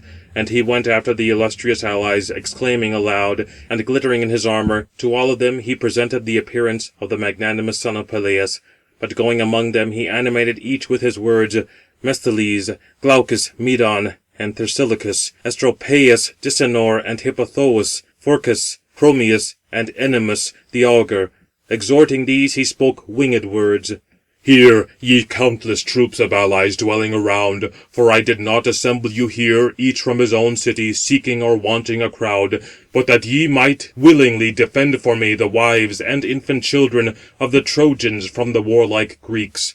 Thinking these things, I wear away my people by gifts and provisions to you, and I satisfy the desire of each of you. Wherefore now let some one, being turned round straight, either perish or be saved, for these are the chances of war. Nevertheless, whoever will drag Patroclus, although dead, to the horse-breaking Trojans, and to whom Ajax shall yield to him, will I present 1/2 of the spoils. But I myself will keep the other half, and glory shall be to him as much as to me." Thus he spoke, but they, lifting up their spears, advanced with condensed might direct against the Greeks, and their mind eagerly hoped to draw away the dead body from Telamonian Ajax. Fools! Truly over it he took away the life from many. And then Ajax addressed Menelaus, good in the din of war. "O my friend, O Jove-nurtured Menelaus, no longer do I expect that even we ourselves will return from battle, nor do I fear so much about the dead body of Patroclus, which will quickly satiate the dogs and the birds of the Trojans, as much as I fear for my own head, lest it suffer anything, and for thine, for Hector, that cloud of war overshadows all things, whilst to us, on the other hand, utter destruction appears. But come, call the bravest of the Greeks, if any one will hear." Thus he spoke, nor did Menelaus, good in the din of war, disobey, but he shouted, crying with a loud voice to the Greeks, "O friends, leaders, and chieftains of the Greeks, ye who with Agamemnon the son of Atreus and Menelaus drink the public wine, and command each his forces, but honour and glory follows from Jove, difficult would it be for me to look to each of the leaders, for so great a strife of battle burns. But let some one advance, and let him be indignant in his mind, that Patroclus should become a sport to Trojan dogs." Thus he spoke. But quickly the swift Oilean Ajax heard, and first advanced opposite, running through the battle. After him Idomeneus and Meriones, the armour-bearer of Idomeneus, equal to man-slaughtering Mars. But who in his mind could recount the names of the others, as many as afterwards aroused the battle of the Greeks? But the Trojans in close array first made the onset, and Hector led them on.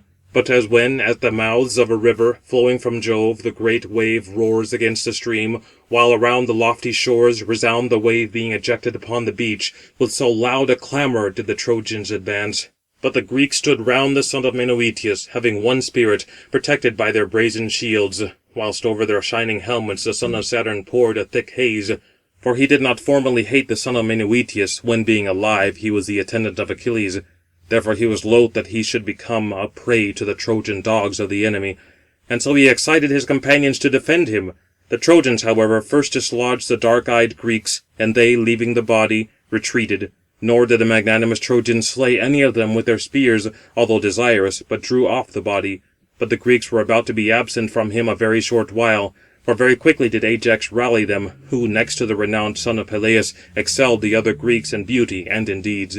And he broke through the front ranks, resembling a wild boar in strength, which amongst the mountains easily disperses the dogs and the blooming youths through the woods, turning to bay. So the son of illustrious Telamon, noble Ajax, having made the attack, easily routed the phalanxes of the Trojans who had surrounded Patroclus, and mostly expected to drag him to their city, and bear away glory.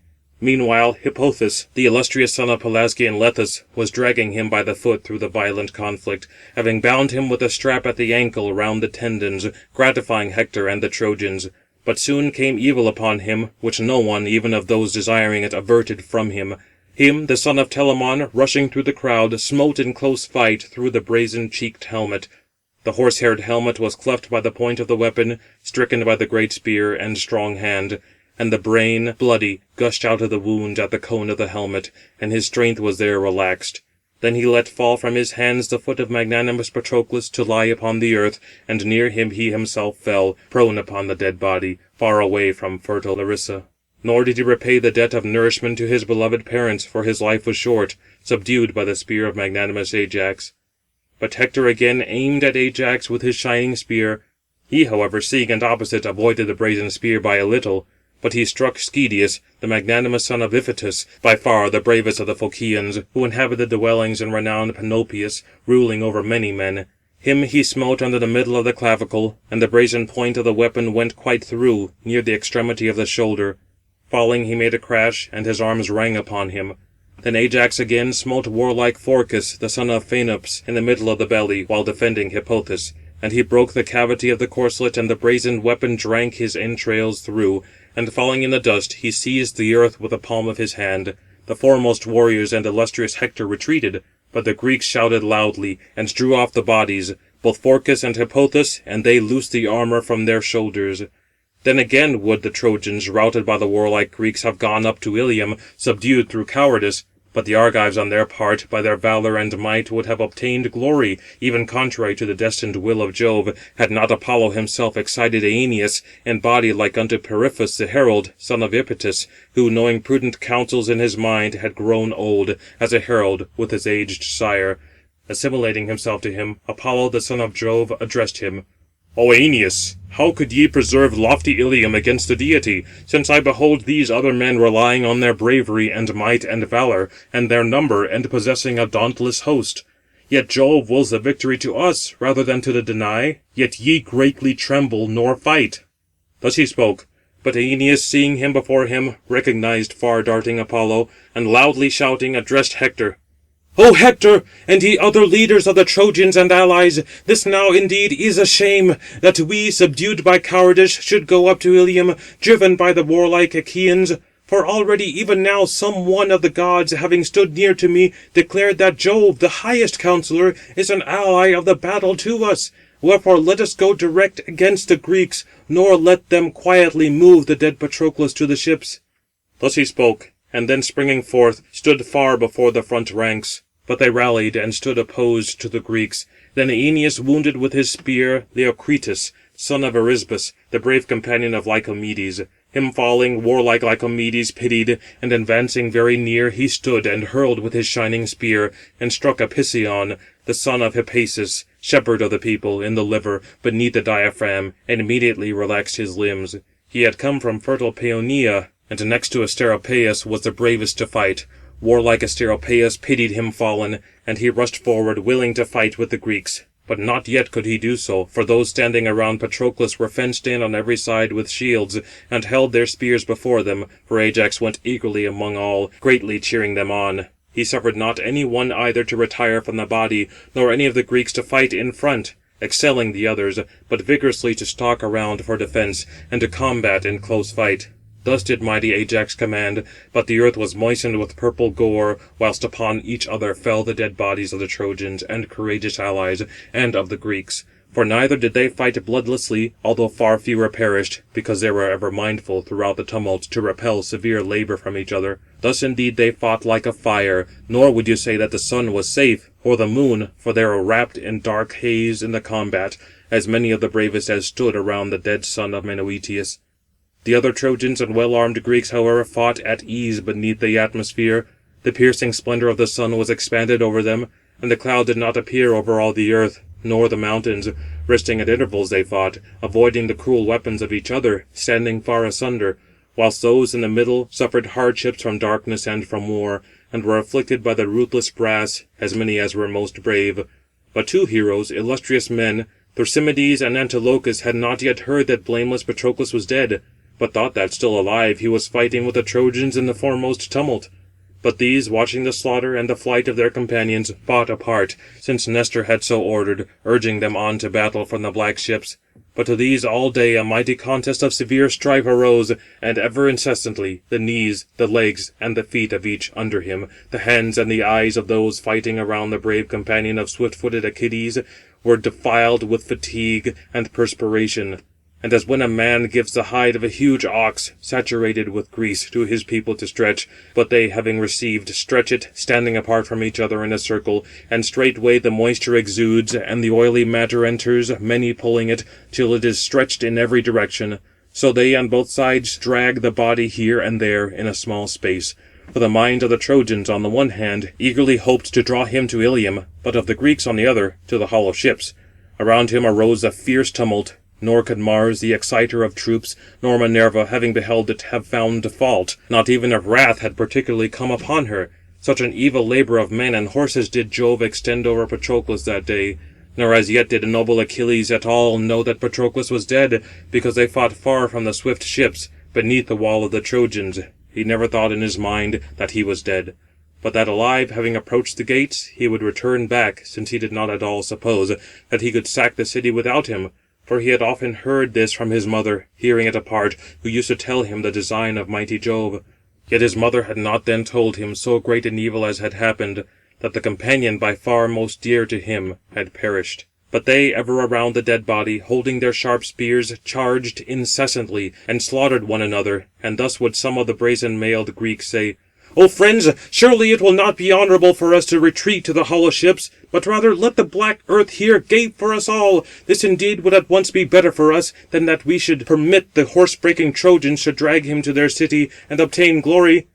And thus also would some one of the magnanimous Trojans say, "O friends, although it be our destiny that all be equally subdued beside this man, never let any one retire from the battle." Thus then some one said, and roused the spirit of each. Thus indeed were they fighting, and the iron clangour reached the brazen heaven through the unfruitful air. But the horses of Achates, being apart from the combat, wept when they first perceived that their charioteer had fallen in the dust beneath man-slaughtering Hector. Automedon, indeed, the brave son of Diores, frequently urged them on, beating them with a sharp lash, and frequently addressed them in mild terms and in threats. But they chose neither to go back to the ships towards the wild Hellespont, nor into the battle among the Greeks. But as a pillar remains firm, which stands at the tomb of a dead man or woman, so they remained, detaining the splendid chariot motionless, and drooping their heads to the earth. But warm tears flowed from their eyelids to the earth, complaining from desire of their charioteer, and their thick mane was defiled, flowing down on both sides from the collar at the yoke. But the son of Saturn, beholding them lamenting, felt compassion, and shaking his head, communed with his own mind. "Ah, luckless pair! Why did we give you to King Peleus a mortal? For ye are free from old age and immortal. Was it that ye might endure griefs with unhappy men? For there is not anything at all more wretched than man, of all as many as breathe and move over the earth. But Hector the son of Priam shall not be borne by you, even in the curiously wrought chariot, for I will not permit it. Is it not enough that he possesses those arms, and vainly boasts? But into your knees and spirit will I cast vigour, that ye may safely bear Automedon from the battle to the hollow ships. For still will I give glory to the Trojans to slay, until they reach the well-benched ships, till the sun set, and sacred darkness come on." So saying, he breathed strong vigour into the steeds, and they, shaking the dust from their manes to the ground, quickly bore the rapid car amongst the Trojans and Greeks. And against them fought Automedon, though grieved for his companion, rushing along in his chariot like a vulture among the geese. For he fled easily from the tumult of the Trojans, and easily did he rush on, pursuing through the dense throng. Yet did he not slay the men when he pressed onward to pursue. For it was by no means possible for him, being alone in the sacred car, to assault with the spear and to rein in the fleet steeds. At length, however, a companion, the hero Alcimedon, son of Lerceus, the son of Ammon, beheld him with his eyes, and stood behind his chariot, and addressed Automedon: "Which of the gods, O Automedon, has placed a foolish counsel in thy bosom, and taken from thee sound judgment, inasmuch as alone thou fightest in the foremost ranks with the Trojans? Thy companion indeed is slain, and Hector himself vaunts, having upon his shoulders the armour of Achates." Him then Automedon, the son of Diores, addressed: "Alcimedon, what other of the Greeks then is like thee, to subdue and restrain the spirit of immortal steeds, unless Patroclus, whilst alive, a counsellor equal to the gods? Now, however, death and fate possess him. Nevertheless do thou take the lash and beautiful reins, but I will descend from the chariot, that I may fight." Thus he spoke. But Alcimedon, ascending the chariot, swift in war, instantly took in his hands the lash and reins, whilst Automedon leaped down. But illustrious Hector perceived this, and immediately addressed Æneas, being near: "Æneas, counsellor of the brazen-mailed Trojans, I have observed these two steeds of Achilles proceeding to the battle with unskilful charioteers. I therefore may hope to capture them, if thou at least desire it in thy mind. For standing opposite, they will not dare to withstand us, rushing on to fight in battle." Thus he spoke, nor did the brave son of Anchises disobey. Both advanced direct, covered as to their shoulders with bulls' hides, dry, thick, and upon them much brass was plated. But along with them went both Chromius and godlike Aretus, and their mind greatly hoped to slay them, and to drive away the long-necked steeds. Foolish, for they were not destined to return back bloodlessly from Automedon, for he, having prayed to Father Jove, was filled with fortitude and valour, as to his dark mind, and immediately addressed Alcimedon, his faithful comrade: "O Alcimedon, do not now detain the steeds far from me, but keep them breathing closely at my back. For I do not think that Hector, the son of Priam, will abstain from violence, before that he has mounted the beautiful maned horses of Achilles, having slain both of us, and put to rout the ranks of Grecian heroes, or himself be slain among the first." Thus saying, he called upon the Ajaces and Menelaus: "Ye Ajaces, leaders of the Greeks, and Menelaus, leave then the dead body to those, as many as are bravest, to defend it on all sides, and to repulse the ranks of men. But from us who are alive, avert the merciless day. For hither violently rush through the lamentable fight Hector and Æneas, who are the best of the Trojans. But all these things rest upon the knees of the gods. For I also will hurl, and all these things will be a care to Jove." He said, and brandishing hurled his long-shadowed spear, and struck upon the shield of Aretus, equal on all sides. It however did not repel the spear, but the brass went entirely through, and passed through the belt into the bottom of his belly. And as when a man in youthful vigour, holding a sharp axe, cuts through the whole tendon, striking behind the horns of a wild bull, but it leaping forward falls, so he, springing forward, fell supine, and the sharp spear quivering in his entrails relaxed his limbs. Then Hector took aim at Automedon with his shining spear, but he, seeing it in front of him, avoided the brazen weapon, for he bent forward. But the long spear was fixed in the ground behind him, and moreover the nether end of the spear was shaken. But there then the strong weapon spent its force. Then truly they would have engaged hand to hand with their swords, had not the eager Ajaces, who came through the crowd, at the call of their companion, separated them. But Hector, Æneas, and godlike Chromius, greatly dreading them, retired back again, and left Aretus lying there, lacerated as to his heart. But him Automedon, equal to swift Mars, despoiled of his armour, and boasting, uttered this speech: "Surely now I have a little relieved my heart of sorrow for the dead son of Menœtius, although having slain but an inferior man." Thus having spoken, seizing the gore-stained spoils, he placed them in the chariot, and mounted himself, bloody as to his feet and hands above, like some lion which has fed upon a bull. Again over Patroclus was the direful battle extended, grievous, lamentable. and Minerva excited the contention, descending from heaven. For far-sounding Jove sent her forth to encourage the Greeks, as his intention was now changed. As Jove extends a purple rainbow from heaven to mortals, to be a signal either of war or of a chilling storm, which causes men to cease from their works upon the earth, and afflicts the cattle, so she, having obscured herself in a purple cloud, entered the army of the Greeks, and aroused every man. First, however, she addressed the son of Atreus, gallant Menelaus, inciting him, for he was near her, assimilating herself, in her form and unwearied voice, to Phoenix. Thine of a truth will shame and disgrace now be, O Menelaus, if the swift dogs tear the faithful companion of illustrious Achilles beneath the wall of the Trojans. Therefore bravely hold on, and urge on all the people. Whom in return Menelaus, good in the din of war, addressed: Phoenix, father, old man, long since born, would that Minerva would give me strength, and ward off the force of the weapons. Then indeed would I be willing to stand by and defend Patroclus, for dying he greatly affected my mind with grief. But Hector has the dreadful force of fire, nor does he cease slaying with his spear, for to him Jove affords glory. Thus he spoke, but the azure-eyed goddess Minerva rejoiced, because to her he had prayed first of all the gods. But in his shoulders and knees she put strength, and placed in his bosom the boldness of a fly, which, although frequently driven away from a human body, persists in biting, and the blood of man is sweet to it. With such confidence she filled his dark soul, and he advanced towards Patroclus, and took aim with his splendid spear. Now there was among the Trojans one Podes, the son of Eetion, rich and brave, whom of his people Hector chiefly honoured, for he was his dear companion in the banquet. Him yellow-haired Menelaus smote upon the belt while hastening to flight, and drove the brazen weapon quite through. He, falling, gave a crash, and Menelaus, the son of Atreus, dragged away the body from the Trojans to the crowd of his companions. But Apollo, standing near, excited Hector in the likeness of Phaenops, son of Asius, who, inhabiting dwelling at Abydos, was most dear to him of all his guests. Assimilating himself to him, far-darting Apollo spoke: Hector, what other of the Greeks will any more fear thee, since now thou dreadest Menelaus, who indeed before was but an effeminate warrior, but now departs done, bearing off the dead corse for the Trojans? He has slain in the front ranks Podes, the son of Eetion, thy comrade, faithful and brave. Thus he spoke, but him a dark cloud of grief overshadowed, and he went through the front ranks, armed in glittering brass. And then the son of Saturn took his aegis, fringed and splendid, and covered Ida with clouds.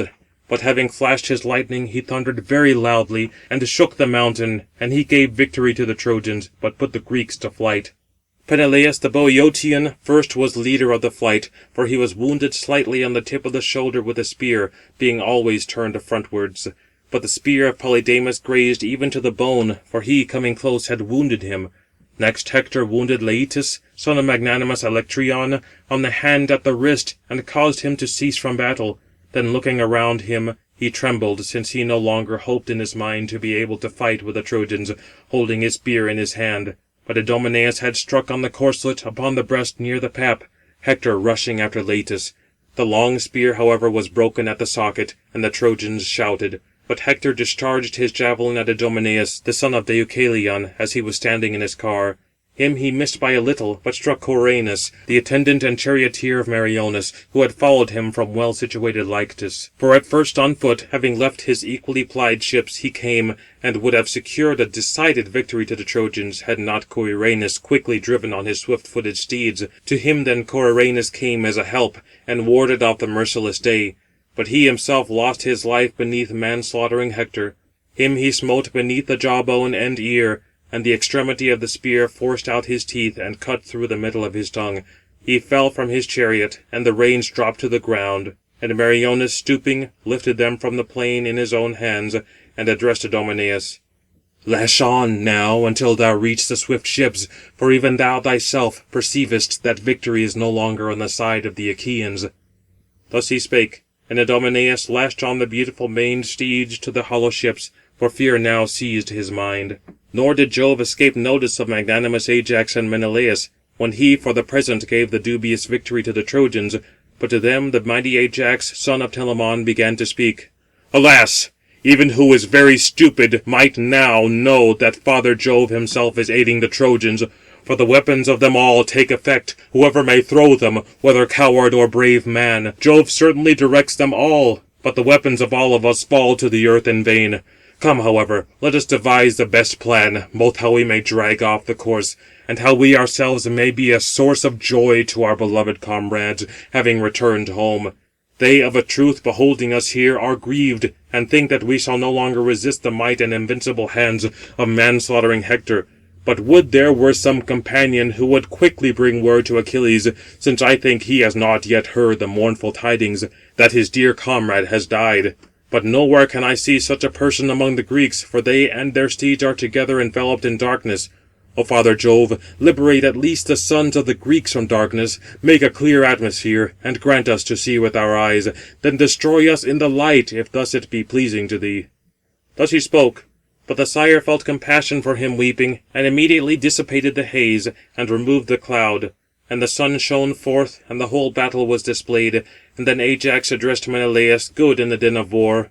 Look around now, O Jove-nurtured Menelaus, if anywhere thou canst perceive yet alive Antilochus, the son of magnanimous Nestor. Urge him, going speedily, to tell warlike Achilles that the comrade by far most dear to him has perished. Thus he spoke, nor did Menelaus, good in the din of war, disobey, but he hastened to go, like some lion from a fold, which after that he is fatigued, harassing both dogs and men, who watching all night suffer him not to carry off the fat of the oxen. But he, desirous of flesh, rushes on, but nothing profits. For many javelins fly against him from daring hands, and blazing torches, which, eager as he is, he dreads. But early in the morning he goes apart with saddened mind. So, most unwilling, from Patroclus went Menelaus, brave in the din of war, because he greatly feared lest the Greeks, through grievous terror, should leave him a prey to the enemy. And much therefore he exhorted Meriones and the Ajaces.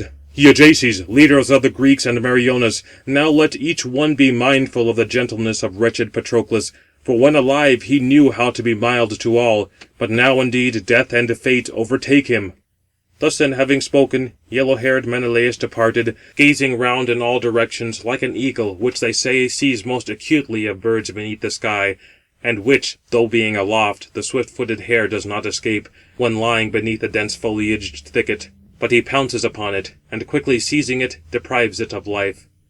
Thus, O Jove-nurtured Menelaus, were thy shining eyes turned around in all directions through the band of thy numerous companions, if anywhere thou mightest behold the son of Nestor, yet living. But him he very soon perceived upon the left of all the battle, encouraging his companions and inciting them to fight, and standing near, yellow-haired Menelaus addressed him. Ho, hither come, Antilochus, Jove-nurtured, that thou mayest hear the sad message which, would that it had not happened. I think indeed that thou thyself looking perceivest that a god rolls disaster upon the Greeks, but that victory is on the side of the Trojans, for Patroclus the bravest of the Greeks is slain, and a great longing after him has befallen the Greeks. But do thou quickly tell it to Achilles, running to the ships of the Greeks, if perchance quickly he may bring in safety to his ships the unarmed body, for crest-tossing Hector possesses the armour. Thus he spoke, but Antilochus shuddered hearing the news, and long did a want of words possess him, and his eyes were filled with tears, and his liquid voice was interrupted.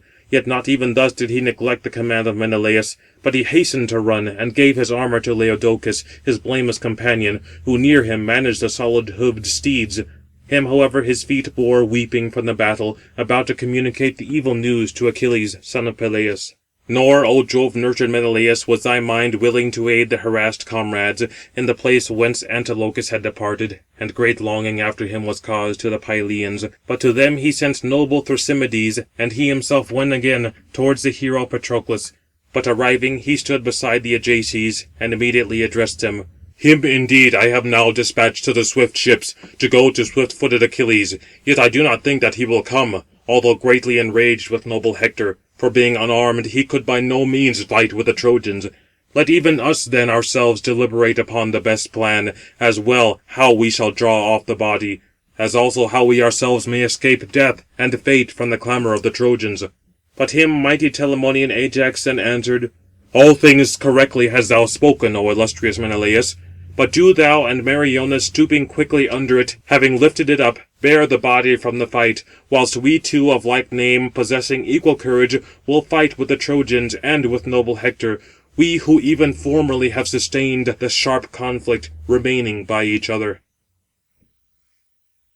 Thus he spoke, but they with great exertion lifted up the body in their arms from the ground. But the Trojan army shouted in their rear when they saw the Greeks raising up the dead body, and rushed on like dogs, which spring upon a wounded boar, before the youthful hunters. One while indeed they run, eager to tear him asunder, but again, when he turns upon them, relying on his strength, then they retreat, and fly in different directions hither and thither. So the Trojans sometimes steadily pursued in a body, striking with their swords and two-edged spears. But when again the Ajaces turning round upon them stood, then was their colour changed, nor dared any one, rushing forward, to combat for the corpse. Thus they with alacrity bore the body from the fight towards the hollow ships. But the fierce battle was extended to them like a flame, which assailing, and being suddenly excited, sets fire to a city of men, and the houses diminish in the mighty blaze, whilst the force of the wind roars through it. So a horrid tumult of steeds and warlike heroes followed them departing.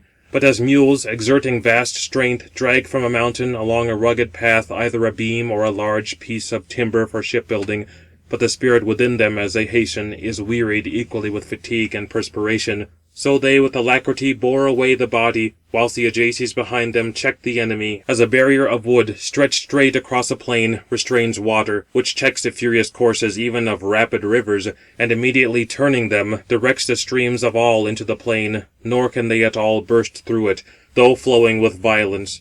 So the Ajaces in the rear always repulsed the attack of the Trojans, who, however, following along with them, but two amongst them in particular, Æneas son of Anchises and illustrious Hector. And as a cloud of starlings or jackdaws, shrilly chattering, flies away when they perceive a hawk advancing, which brings death to small birds, so then from Æneas and Hector departed the sons of the Greeks, loudly clamouring, and were forgetful of the fight. And much beautiful armour of the flying Greeks fell both in and about the trench, but there was no cessation from the battle.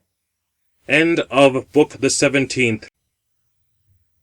Section 18, Book the 18th. Argument. Thetis comforts her son for the death of Patroclus, and promises to procure him new armour from Vulcan.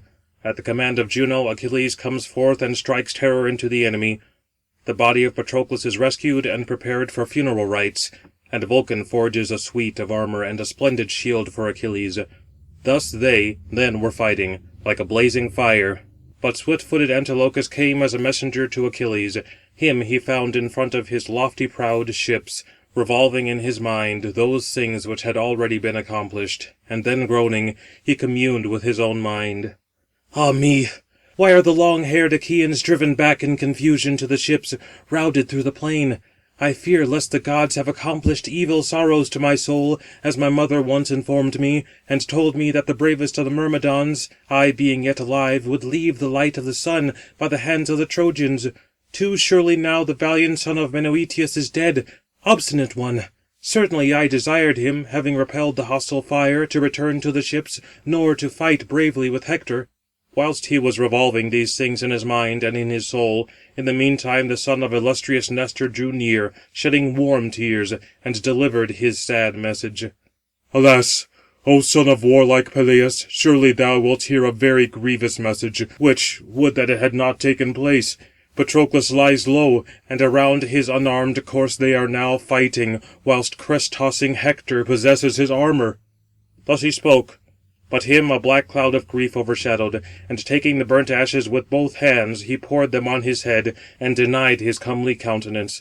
But the dark ashes everywhere adhered to his rich tunic. But he, mighty, lay extended at great length in the dust, and tearing, he disordered his hair with his hands. The handmaids whom Achilles and Patroclus had taken, grieved in their souls, shrieked aloud, and ran out of the door round warlike Achilles, and all smote their breasts with their hands, and the limbs of each were relaxed. Antilochus on the other side lamented, shedding tears, holding the hands of Achilles, and he kept groaning within his generous heart, for he feared lest he should cut his throat with his sword. Then he moaned dreadfully, and his venerable mother heard him, sitting in the depths of the sea beside her aged father, and immediately lamented. And all the goddesses assembled around her, as many Nereids as were at the bottom of the sea. There were Glauce, Thalia, and Cymodece, Nisaea, Spio, Thoa, and large-eyed Halia, Cymothoi, Actaea, and Lemnoria, Melita, Aeria, Amphithoi, and Agave, Doto, Proto, Pherusa, and Dynamene, Dexamene, Amphinomi, and Callianira, Doris, Panope, and distinguished Galatea, Nemertes, Apsuedes, and Callianassa. There were also Clymene, Ionira, and Ianassa, Maera, Orythia, and fair-haired Amathia, and other Nereids which were in the depths of the sea. But the resplendent cave was full of them, and all at once they beat their breasts. But Thetis began the lamentation. Hear, sister Nereids, that hearing ye may all well know what griefs are in my mind. Woe is me wretched! Woe is me, who have in an evil hour brought forth the bravest of men, I who, after having borne a son blameless and valiant, the chief of heroes, and he grew up like a young tree, having reared him like a sapling in a fruitful spot of a field, I afterwards sent him forth in the curved ships to Ilium, to fight against the Trojans, but I shall not receive him again, having returned home to the palace of Peleus. But whilst he lives, and beholds the light of the sun, he grieves, nor can I, going to him, avail him aught. Yet will I go, that I may see my beloved son, and hear what grief comes upon him remaining away from the battle. Thus having spoken, she left the cave, but they all went along with her, weeping, and the wave of the ocean was cleft around for them. But when they reached fertile Troy, they in order ascended the shore, where the fleet ships of the Myrmidons were drawn up round swift Achilles. Then his venerable mother, shrilly wailing, stood near to him deeply lamenting, and took the head of her son, and mourning addressed to him winged words. O son, why weepest thou, and what sorrow has come upon thy mind? Speak out, nor conceal it. Those things indeed are fulfilled for thee from Jove, as thou didst formerly pray, lifting up thy hands, that all the sons of the Greeks wanting thee should be collected at the ships, and suffer disgraceful deeds. But her swift-footed Achilles addressed, deeply groaning, Mother mine, these things indeed the Olympian king hath accomplished for me. But what pleasure is there in them to me, since Patroclus my dear companion is dead, whom I honoured beyond all my companions, equally with my own head? Him have I lost, and Hector, having slain him, has stripped off his mighty armour, a wonder to be seen, beautiful, which the other gods gave to Peleus, splendid gifts on that day when they laid thee in the bed of a mortal man. Would that thou hadst dwelt there among the immortal marine inhabitants, and that Peleus had wedded a mortal spouse. But now thou hast been wedded to the end, that immeasurable grief may be upon thy mind for thy son slain, whom thou shalt not again receive, having returned home. Since even my mind urges me not to live nor have intercourse with men, unless Hector first lose his life smitten by my spear, and pay the penalty for the slaughter of Patroclus, the son of Menœtius. But him Thetis in turn addressed, pouring forth tears. Short-lived thou wilt be, O my son, as thou sayest, for fate is ready for thee immediately after Hector. Then, heavily sighing, swift-footed Achilles addressed her. May I die then immediately, since it was not destined that I should aid my companion now slain.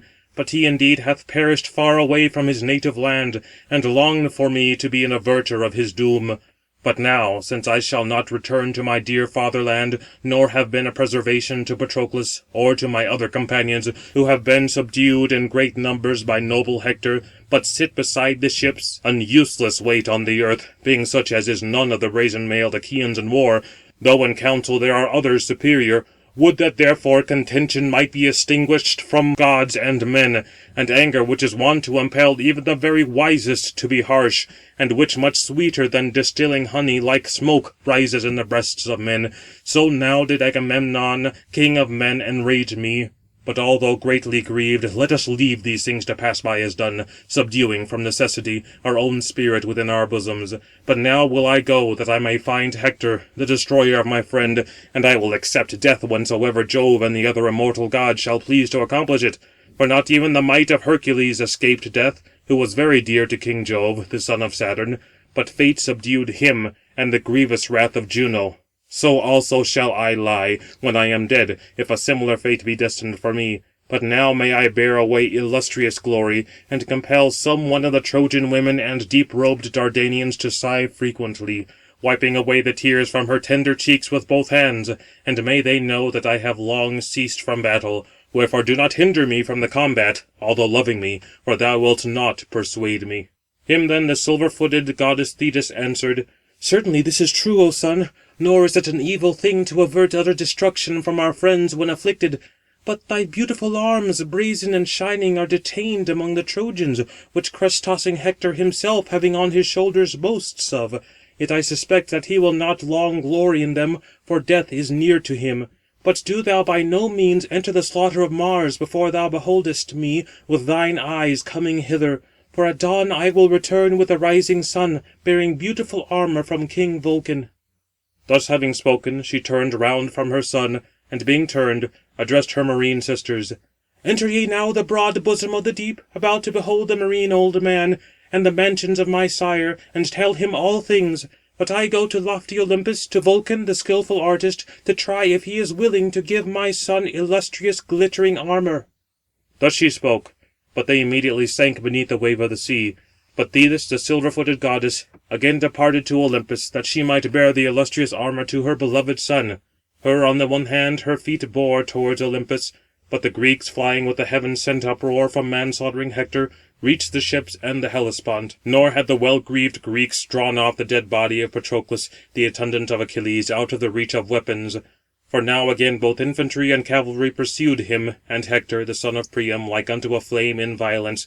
Thrice did illustrious Hector seize him behind the feet, eager to draw him away, and loudly shouted to the Trojans. And thrice did the two Ajaces, clad in impetuous might, forcibly repulse him from the course, whilst he, with steady purpose, ever relying on his might, sometimes charged through the crowd, and sometimes again stopped, loudly shouting, but never retreated altogether. But as night-watching shepherds are by no means able to drive away from a carcass a tawny lion, greatly hungering, so were the two warriors, the Ajaces, unable to drive away Hector, the son of Priam, from the body. And now indeed would he have dragged it off, and obtained great glory, had not fleet wind-footed Iris come as a messenger to the son of Peleus, running down from Olympus, that he should arm himself unknown to Jove and the other gods. For Juno sent her forth, and standing near, she addressed to him winged words.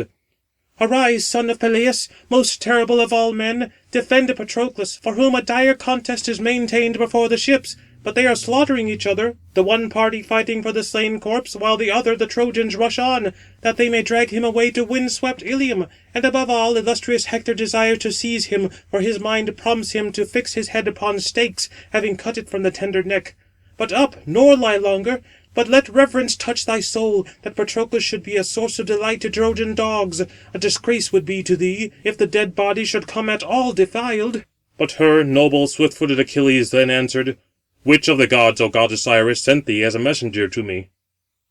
But him fleet wind-footed Iris again addressed, "Juno sent me forth, the glorious spouse of Jove, nor does the lofty-throned son of Saturn know it, nor any of the immortals who inhabit snowy Olympus." But her swift-footed Achilles answering addressed, "And how can I go to the slaughter? For they possess my armour. Besides, my dear mother does not permit me to be armed before that with my eyes I behold her coming, for she hath promised that she will bear me beautiful armour from Vulcan. But I indeed not know of another whose splendid armour I could put on, except the shield of Ajax, son of Telamon. But he, I hope, mingles in the front ranks, slaying with his spear round the head of Patroclus." But him swift-footed Iris again addressed, "Well too do we know that they possess thy distinguished armour. Yet even thus going towards the ditch, show thyself to the Trojans, if perchance the Trojans, terrified, may desist from battle, and the warlike, harassed sons of the Greeks may breathe again, and there be a short respite from fighting." Thus indeed having spoken, swift-footed Iris departed. But Achilles, dear to Jove, arose, and around his strong shoulders Minerva threw her fringed aegis, and the divine one of goddesses crowned his head around with a golden cloud. And from it she kindled a shining flame, and as when smoke, ascending from a city, reaches the ether from an island afar off, which foes invest, who pouring out from their city contend all day in hateful fight, but with the setting sun torches blaze one after another, and the splendour arises, rushing upwards, for their neighbours to behold, if perchance they may come with ships as repellers of the war. Thus did the flame from the head of Achilles reach the sky. He stood, having advanced from the wall to the trench, nor mingled with the Greeks, for he reverenced the prudent advice of his mother. There standing he shouted, and Pallas Minerva on the other side vociferated, and stirred up immense tumult among the Trojans. And as the tone is very clear when a trumpet sounds, while deadly foes are investing a city, so distinct then was the voice of the descendant of Æacus. But when they heard the brazen voice of Achilles, the soul was disturbed to all, whilst the beautiful maned steeds turned the chariots backwards, for they presaged sorrows in their mind. The charioteers were panic-struck when they beheld the terrific indefatigable flame blazing over the head of magnanimous Pelides, for the azure-eyed goddess Minerva lighted it. Thrice over the trench loudly shouted noble Achilles, and thrice were the Trojans and their illustrious allies thrown into confusion. There then perished 12 bravest heroes by their chariots and spears, whilst the Greeks, dragging Patroclus with joy out of the reach of weapons, stretched him on a bier. But his beloved companions stood round him mourning, and with them followed swift-footed Achilles, shedding warm tears, when he beheld his faithful comrade lying upon a bier, lacerated with the sharp brass, whom indeed he has sent forth with his horses and chariots to battle, but he did not receive him again, having returned. But the large-eyed venerable Juno sent the unwearied sun to return to the flowing of the ocean, against his inclination. The sun then set, and noble Greeks desisted from the violent conflict, and the equally destructive battle. The Trojans again on the other side, retiring from the violent combat, loosed their fleet steeds from their chariots. But they assembled in the council before they bethought them of their banquet. The assembly consisted of persons standing up, nor did any one dare to sit, for fear possessed all, because Achilles had appeared, who had long abstained for the direful combat. Among them prudent Polydamas, the son of Panthus, began to speak, for he alone saw both the future and the past. He was a companion of Hector, and they were born in one night, but the one excelled in counsel, and the other greatly in the spear. He, wisely counselling, harangued them, and spoke: "My friends, consider well on both sides, for I advise that we now return to the city, nor await the sacred morn in the plain near the ships, for we are far away from the wall. As long indeed as this man was wroth with noble Agamemnon, so long were the Greeks more easy to fight with. For even I was delighted, passing the night by with the swift barks, expecting that we should take the equally plied barks. But now greatly do I fear swift-footed Pelides. So violent is his soul, nor will he be content to remain in the plain, where usually the Trojans and Greeks in the intervening space divide the force of war. But he will combat for the city and our wives. We will go then towards the city. Be persuaded by me, for so it must be. Ambrosial night at present hath made swift-footed Pelides cease. But if rushing forth to-morrow with his arms he shall find us here, then will some one know him, for gladly will he reach sacred Ilium, whosoever shall escape. But dogs and vultures will devour many of the Trojans. Oh, that such tidings may be far from our ears! But if we be obedient to my words, although sad, we shall have protection in the assembly during the night, and the towers and lofty gates and the valves fitted to them, long, well-polished, fastened together, will protect the city. But to-morrow at early dawn we will stand on the towers, arrayed in armour, and it would be difficult for him, even if he should wish it, coming from the ships, to fight with us around the wall. Back again will he go to the ships, after he has satiated his high-necked steed with a varied course, driving beneath the city. But his mind will not permit him to rush within, nor will he ever lay it waste. Sooner shall the fleet dogs devour him." Him then crest-tossing Hector sternly regarding addressed: "No longer, O Polydamas, dost thou speak these things agreeable to me, thou who advisest us, returning, to be cooped up in the city. Are ye not yet satiated with being shut up within the towers?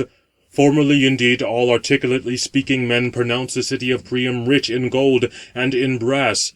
But now have the rich treasures of our houses perished, and many possessions have already departed to Phrygia and agreeable Moeonia, to be sold, since mighty Jove was enraged. But at this crisis, when the son of politic Saturn has granted me to obtain glory at the ships, and to hem in the Greeks by the sea, no longer, foolish man, disclose these counsels to the people, for none of the Trojans will obey, nor will I permit them.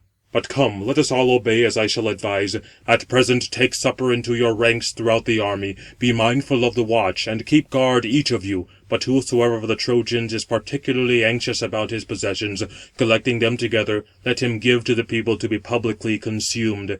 It is better that any of them should enjoy them than the Greeks. But to-morrow with the dawn, arrayed in armour, let us excite sharp conflict at the hollow ships. And if truly noble Achilles has arisen at the ships, it will be the worse for him, if he wishes to fight.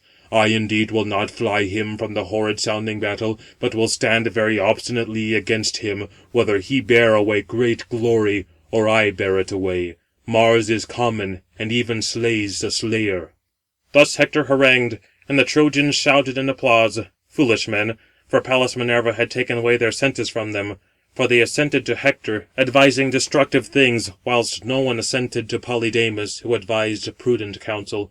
Then they took supper through the army. But the Greeks, lamenting all night, wept over Patroclus. But among them Pelides led a ceaseless lamentation, placing his man-slaying hands upon the breast of his companion, very frequently sighing, as the well-bearded lion, from whom the stag-hunter has stolen the cubs out of the thick forest, and he is grieved, coming afterwards. And through many valleys he goes, tracking the footsteps of the man, if anywhere he may find him, for very keen rage possesses him. So, deeply sighing, he addressed the Myrmidons. Alas! Vain indeed was the promise I uttered on that day, encouraging the hero Menœtius in our halls, for I said that I would bring back his illustrious son to Opus, having wasted Troy, and obtained a share of the spoil. But if Jove fulfils not for men all their intentions, for it is fated that we shall both stain with blood the same earth here in Troy, but neither shall aged horse-driving Peleus receive me in his palaces, returning, nor my mother Thetis, but the earth shall here hold me. Now, however, O Patroclus, since after thee I go beneath the earth, I shall not perform thy funeral rites before that I bring hither the arms and head of magnanimous Hector, thy murderer, and behead 12 illustrious sons of the Trojans before thy pile, enraged on account of thee slain. Meanwhile thou shalt lie thus at the crooked ships, and round thee Trojan dames and deep-bosomed Dardanians shall weep, and shed tears night and day, whom we ourselves have toiled to get by our valour and the long spear, laying waste the rich cities of articulate-speaking men. Thus having spoken, noble Achilles ordered his companions to surround a large tripod with fire, that as soon as possible they might wash away the bloody gore from Patroclus. They then placed a bathing tripod on the blazing fire, and poured water into it, and taking faggots, lighted them under it. The fire indeed encircled the belly of the tripod, and the water was warmed. But when the water boiled in the sonorous brass, then they both washed him, and anointed him with rich oil. And they filled up his wounds with ointment 9 years old, and laying him upon a bed, they covered him with fine linen from head to foot, and over all with a white mantle. All night then the Myrmidons, lamenting Patroclus, wept around swift-footed Achilles, but Jove addressed Juno, his sister and wife. And at length thou hast accomplished thy object, O large-eyed, venerable Juno, having aroused swift-fooled Achilles. Surely the waving-crested Greeks are born from thy very self. But him large-eyed, venerable Juno then answered, Most imperious son of Saturn, what a word hast thou spoken! Surely now any man who is mortal, and knows not so many designs, might accomplish this against a man. How therefore ought not I, who boast myself to be the chief of the goddesses, both from birth, and also because I am called thy wife, and thou rulest over all the immortals, being enraged with the Trojans, to be able to design evils against them? Thus they indeed conversed with one another. But silver-footed Thetis reached the abode of Vulcan, incorruptible, starry, remarkable amongst the immortals, brazen, which the lame-footed himself had constructed. Him she found sweating, exerting himself at the bellows, earnestly working, for he was making full 20 tripods to stand around the wall of his well-built palace. Under the base of each he placed golden wheels, that of their own accord they might enter the heavenly council, and again return home, a wonder to be seen. So much finished had they, but he had not yet added the well-made handles which he was preparing, and he was forging the rivets. Whilst he was toiling at these things with skilful mind, meanwhile Thetis, the silver-footed goddess, came to him.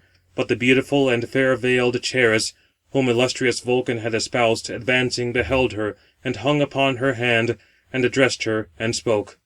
Why, O long-robed Thetis, venerable, beloved, dost thou visit our abode? Formerly thou wast not in the habit of coming frequently. But follow farther onwards, that I may set before thee hospitable fare. Thus having spoken, the divine goddesses led on. Then indeed she placed her upon a silver-studded throne, beautiful, variously wrought, and there was a stool under her feet. But she called Vulcan, the distinguished artist, and spoke this word, Come hither, Vulcan, Thetis now has need of thee. But her illustrious Vulcan then answered, Assuredly then an awful and revered goddess is within, who saved me when distress came upon me, fallen down far by the contrivance of my shameless mother, who wished to conceal me, being lame. Then should I have suffered sorrows in my mind, had not Eurynome and Thetis received me in their bosoms. Eurynome, daughter of the refluent ocean, With them for 9 years wrought I in brass many ingenious works of art, buckles, twisted bracelets, and clasp tubes, in the hollow cave, whilst round us flowed the immense stream of ocean, murmuring with foam. Nor did any other either of gods or mortal men know it, but Thetis and Eurynome, who preserved me, knew it. She now comes to my house, wherefore there is need that I should repay all the rewards of my safety to fair-haired Thetis. But set now before her good hospitable fare, whilst I lay aside my bellows and all my tools." He spoke and rose, a wondrous bulk, from his anvil block, limping, and his weak legs moved actively beneath him. The bellows he laid apart from the fire, and all the tools with which he laboured he collected into a silver chest. With a sponge he wiped all over, his face, and both his hands, his strong neck, and shaggy breast, then put on his tunic and seized his stout sceptre. But he went out of the doors limping, and golden handmaids, like unto living maidens, moved briskly about the king. And in their bosoms was prudence with understanding, and within them was voice and strength. And they are instructed in works by the immortal gods.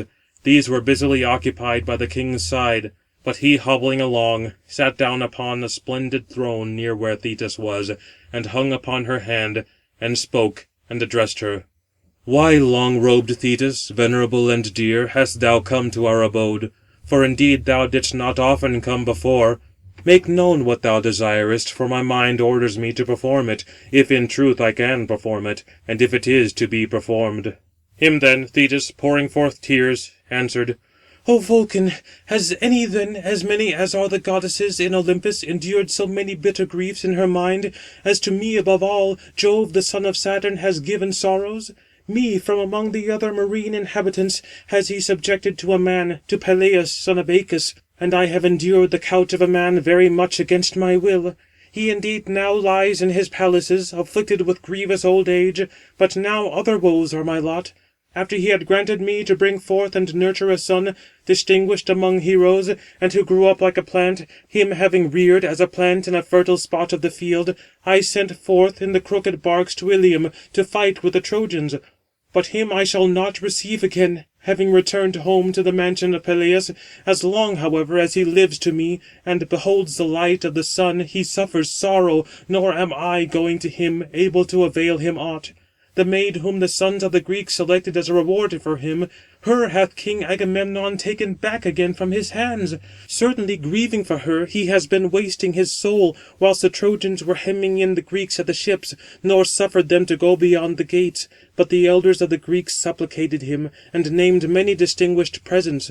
But then he refused to avert destruction. Yet he clad Patroclus in his own armour, and sent him forth to the battle, and he gave with him much people. All day they fought round the Scaean gates, and certainly on that day had overturned Troy, had not Apollo slain among the foremost warriors the gallant son of Menœtius, after having done much mischief, and given glory to Hector. On this account do I now approach thy knees, if thou wilt give to my short-lived son a shield and helmet, and beautiful greaves, joined with clasps, and a corslet, for what were his faithful companion has lost, subdued by the Trojans. And Achilles lies upon the ground, grieving in his soul." Her then illustrious Vulcan answered, "Take courage, nor let these things be cause of uneasiness in thy mind. For would that I could so surely conceal him from dread-sounding death, when grievous fate approaches him, as that beautiful armour shall be ready for him, such as any one of many men shall hereafter admire, whosoever may behold it." So saying, he left her there, and went towards the bellows, which he turned towards the fire, and commanded them to work. And full 20 bellows blew in the furnaces, exciting a varied well-regulated blast, to be ready for him, at one time busy, at another the reverse, as Vulcan pleased, and that the work might be complete. He cast into the fire impenetrable brass, and tin, precious gold, and silver. But next he placed the mighty anvil on the stock, and took in one hand his strong hammer, and with the other grasped the forceps. First of all he formed a shield, both large and solid, decorating it all over, and around it he threw a shining border, triple and glittering, and from it there hung a silver belt. Of the shield itself there were 5 folds, but on it he formed many curious works, with cunning skill. On it he wrought the earth, and the heaven, and the sea, the unwearied sun, and the full moon. On it also he represented all the constellations with which the heaven is crowned, the Pleiades, the Hyades, and the strength of Orion, and the Bear, which they also called the appellation of the Wain, which there revolves, and watches Orion. But it alone is free from the baths of the ocean. In it likewise he wrought 2 fair cities of articulate-speaking men. In the one indeed there were marriages and feasts, and they were conducting the brides from their chambers through the city with brilliant torches, and many a bridal song was raised. The youthful dancers were wheeling round, and amongst them pipes and lyres uttered a sound, and the women standing each at her portals admired. And people were crowded together in an assembly, and there a contest had arisen. For 2 men contended for the ransom money of a slain man. The one affirmed that he had paid all, appealing to the people, but the other denied, averring that he had received naught. And both wished to find an end of the dispute before a judge. The people were applauding both, supporters of either party, and the heralds were keeping back the people. But the elders sat upon polished stones, in a sacred circle, and the pleaders held in their hands the staves of the clear-voiced heralds. With these then they arose, and alternately pleaded their cause.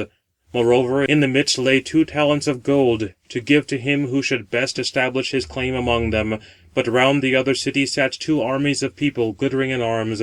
And one of 2 plans was agreeable to them, either to waste it, or to divide all things into 2 parts, the wealth, whatever the pleasant city contained within it. They, however, had not yet complied, but were secretly arming themselves for an ambuscade. Meanwhile their beloved wives and young children kept watch, standing above, and amongst them the men whom old age possessed. But the younger men advanced, but Mars was their leader, and Pallas Minerva, both golden and clad in golden dresses, beautiful and large, along with their armour, radiant all around, and indeed like gods. But the people were of humbler size. But when they now had reached a place where it appeared fit to lay an ambuscade, by a river, where there was a watering place for all sorts of cattle, there then they settled, clad in shining steel. There, apart from the people, sat 2 spies, watching when they might perceive the sheep and crooked-horned oxen. These, however, soon advanced, and 2 shepherds accompanied them, amusing themselves with their pipes, for they had not yet perceived the stratagem. Then they, discerning them, ran in upon them, and immediately slaughtered on all sides the herds of oxen, and the beautiful flocks of snow-white sheep, and slew the shepherds besides. But they, when they heard the great tumult amongst the oxen, previously sitting in front of the assembly, mounting their nimble-footed steeds, pursued, and soon came up with them. Then having marshalled themselves, they fought a battle on the banks of the river, and wounded one another with their brazen spears. Amongst them mingled discord and tumult, and destructive fate, holding one alive, recently wounded, another unwounded. But a third slain she drew by the feet through the battle, and had the garment around her shoulders crimsoned with the gore of men. But they turned about like living mortals, and fought, and drew away the slaughtered bodies of each other. On it he also placed a soft fallow field, rich glebe, wide, thrice ploughed, and in it many ploughmen drove hither and thither, turning round their teams. But when returning they reached the end of the field, then a man, advancing, gave into their hands a cup of very sweet wine. But they turned themselves in series, eager to reach the other end of the deep fallow. But it was all black behind, similar to ploughed land, which indeed was a marvel beyond all others. On it likewise he placed a field of deep corn, where reapers were cutting, having sharp sickles in their hands. Some handfuls fell one after the other upon the ground along the furrow, and the binders of sheaves tied others with bands. 3 binders followed the reapers, whilst behind them boys gathering the handfuls, and bearing them in their arms, continually supplied them. And amongst them the master stood by the swathed in silence, holding a sceptre, delighted in heart. But apart, beneath an oak, servants were preparing a banquet, and sacrificing a huge ox they ministered, whilst women sprinkled much white barley on the meat as a supper for the reapers. On it likewise he placed a vineyard, heavily laden with grapes, beautiful, golden, but the clusters throughout were black, and it was supported throughout by silver poles. Round it he drew an azure trench, and about it a hedge of tin, but there was only one path to it, by which the gatherers went when they collected the vintage. Young virgins and youths of tender minds bore the luscious fruit in woven baskets, in the midst of whom a boy played sweetly on a shrill harp, and with tender voice sang gracefully to the chord, whilst they, beating the ground in unison with dancing and shouts, followed, skipping with their feet. In it he also wrought a herd of oxen with horns erect, But the kine were made of gold and of tin, and rushed out with a lowing from the stall to the pasture, beside a murmuring stream, along the breeze-waving reeds. 4 golden herdsmen accompanied the oxen, and 9 dogs, swift of foot, followed. But 2 terrible lions detained the bull, roaring among the foremost oxen, and he was dragged away, loudly bellowing, and the dogs and youths followed for a rescue. They indeed, having torn off the skin of the great ox, lapped up his entrails and black blood, and the shepherds vainly pressed upon them, urging on their fleet dogs. These, however, refused to bite the lions, but standing very near, barked and shunned them. On it illustrious Vulcan also formed a pasture in a beautiful grove full of white sheep and folds, and covered huts and cottages. Illustrious Vulcan likewise adorned it with a dance, like unto that which in wide Knossos Daedalus contrived for fair-haired Ariadne. There danced youths and alluring virgins, holding each other's hands at the wrist. These wore fine linen robes, but those were dressed in well-woven tunics, shining as with oil. These also had beautiful garlands, and those wore golden swords, hanging from silver belts. Sometimes with skilful feet they nimbly bounded round, as when a potter sitting shall make trial of a wheel fitted to his hands, whether it will run, and at other times again they ran back to their places through one another.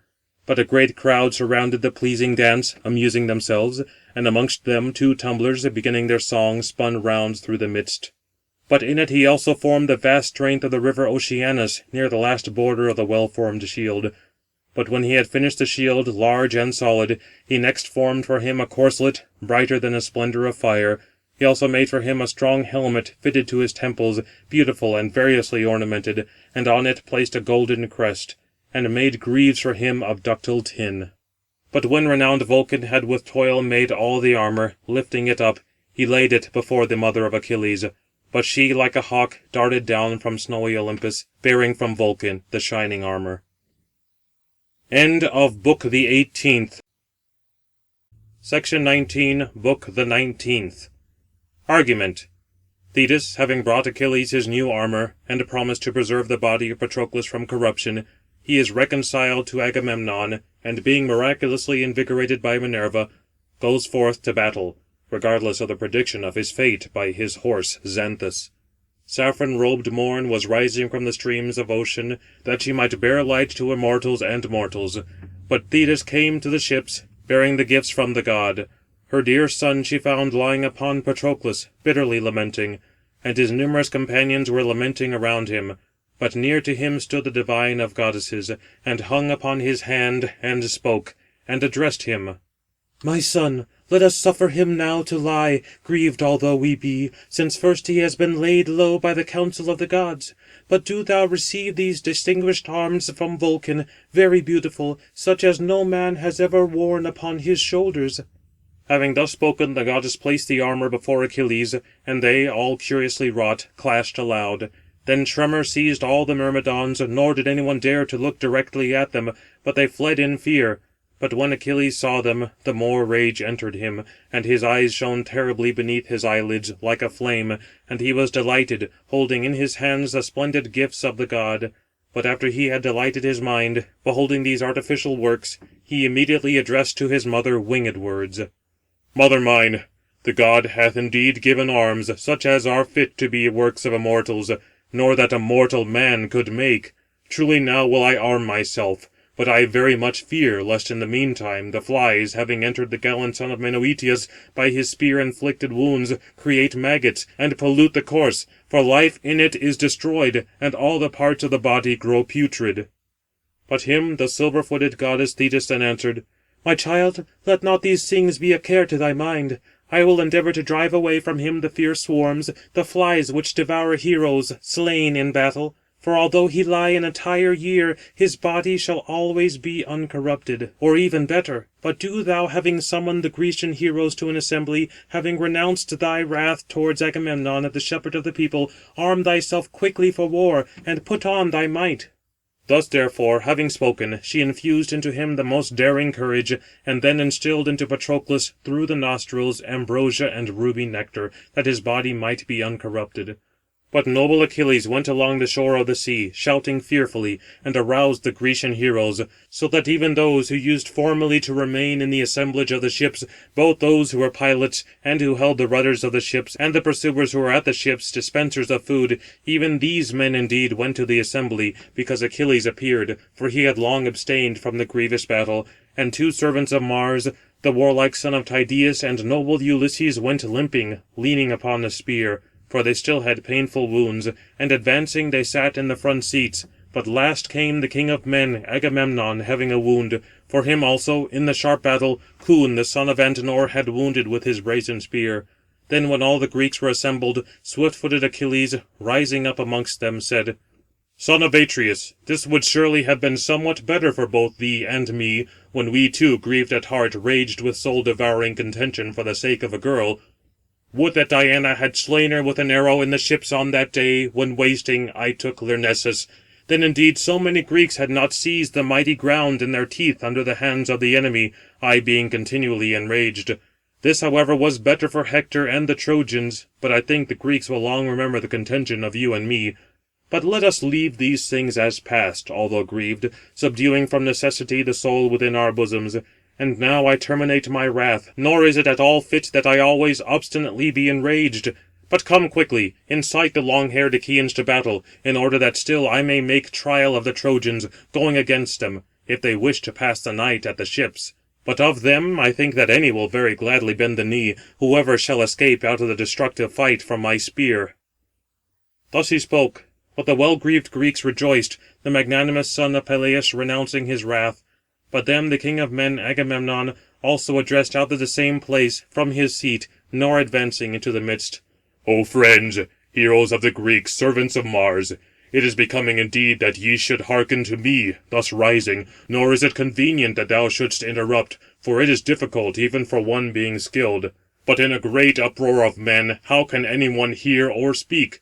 But he is interrupted, although being a clear-toned orator. I indeed will direct myself to the son of Peleus. But do ye, the other Greeks, understand, and carefully learn my meaning. Often already have the Greeks spoken this saying to me, and have rebuked me, but I am not to blame, but Jove, and Fate, and Erinus, roaming amid the shades, who during the assembly cast into my mind a sad injury, on that day when I myself took away the reward of Achilles. But what could I do? For the deity accomplishes all things. Pernicious Ate, the venerable daughter of Jove, who injures all. Her feet are tender, for she does not approach the ground, but she walks over the heads of men, injuring mankind, and one at least she fetters. For at one time she injured even Jove, who they say is the most powerful of men and gods. But him Juno, being a female, deceived by her guile on that day when Alamene was about to bring forth mighty Hercules in well-walled Thebes.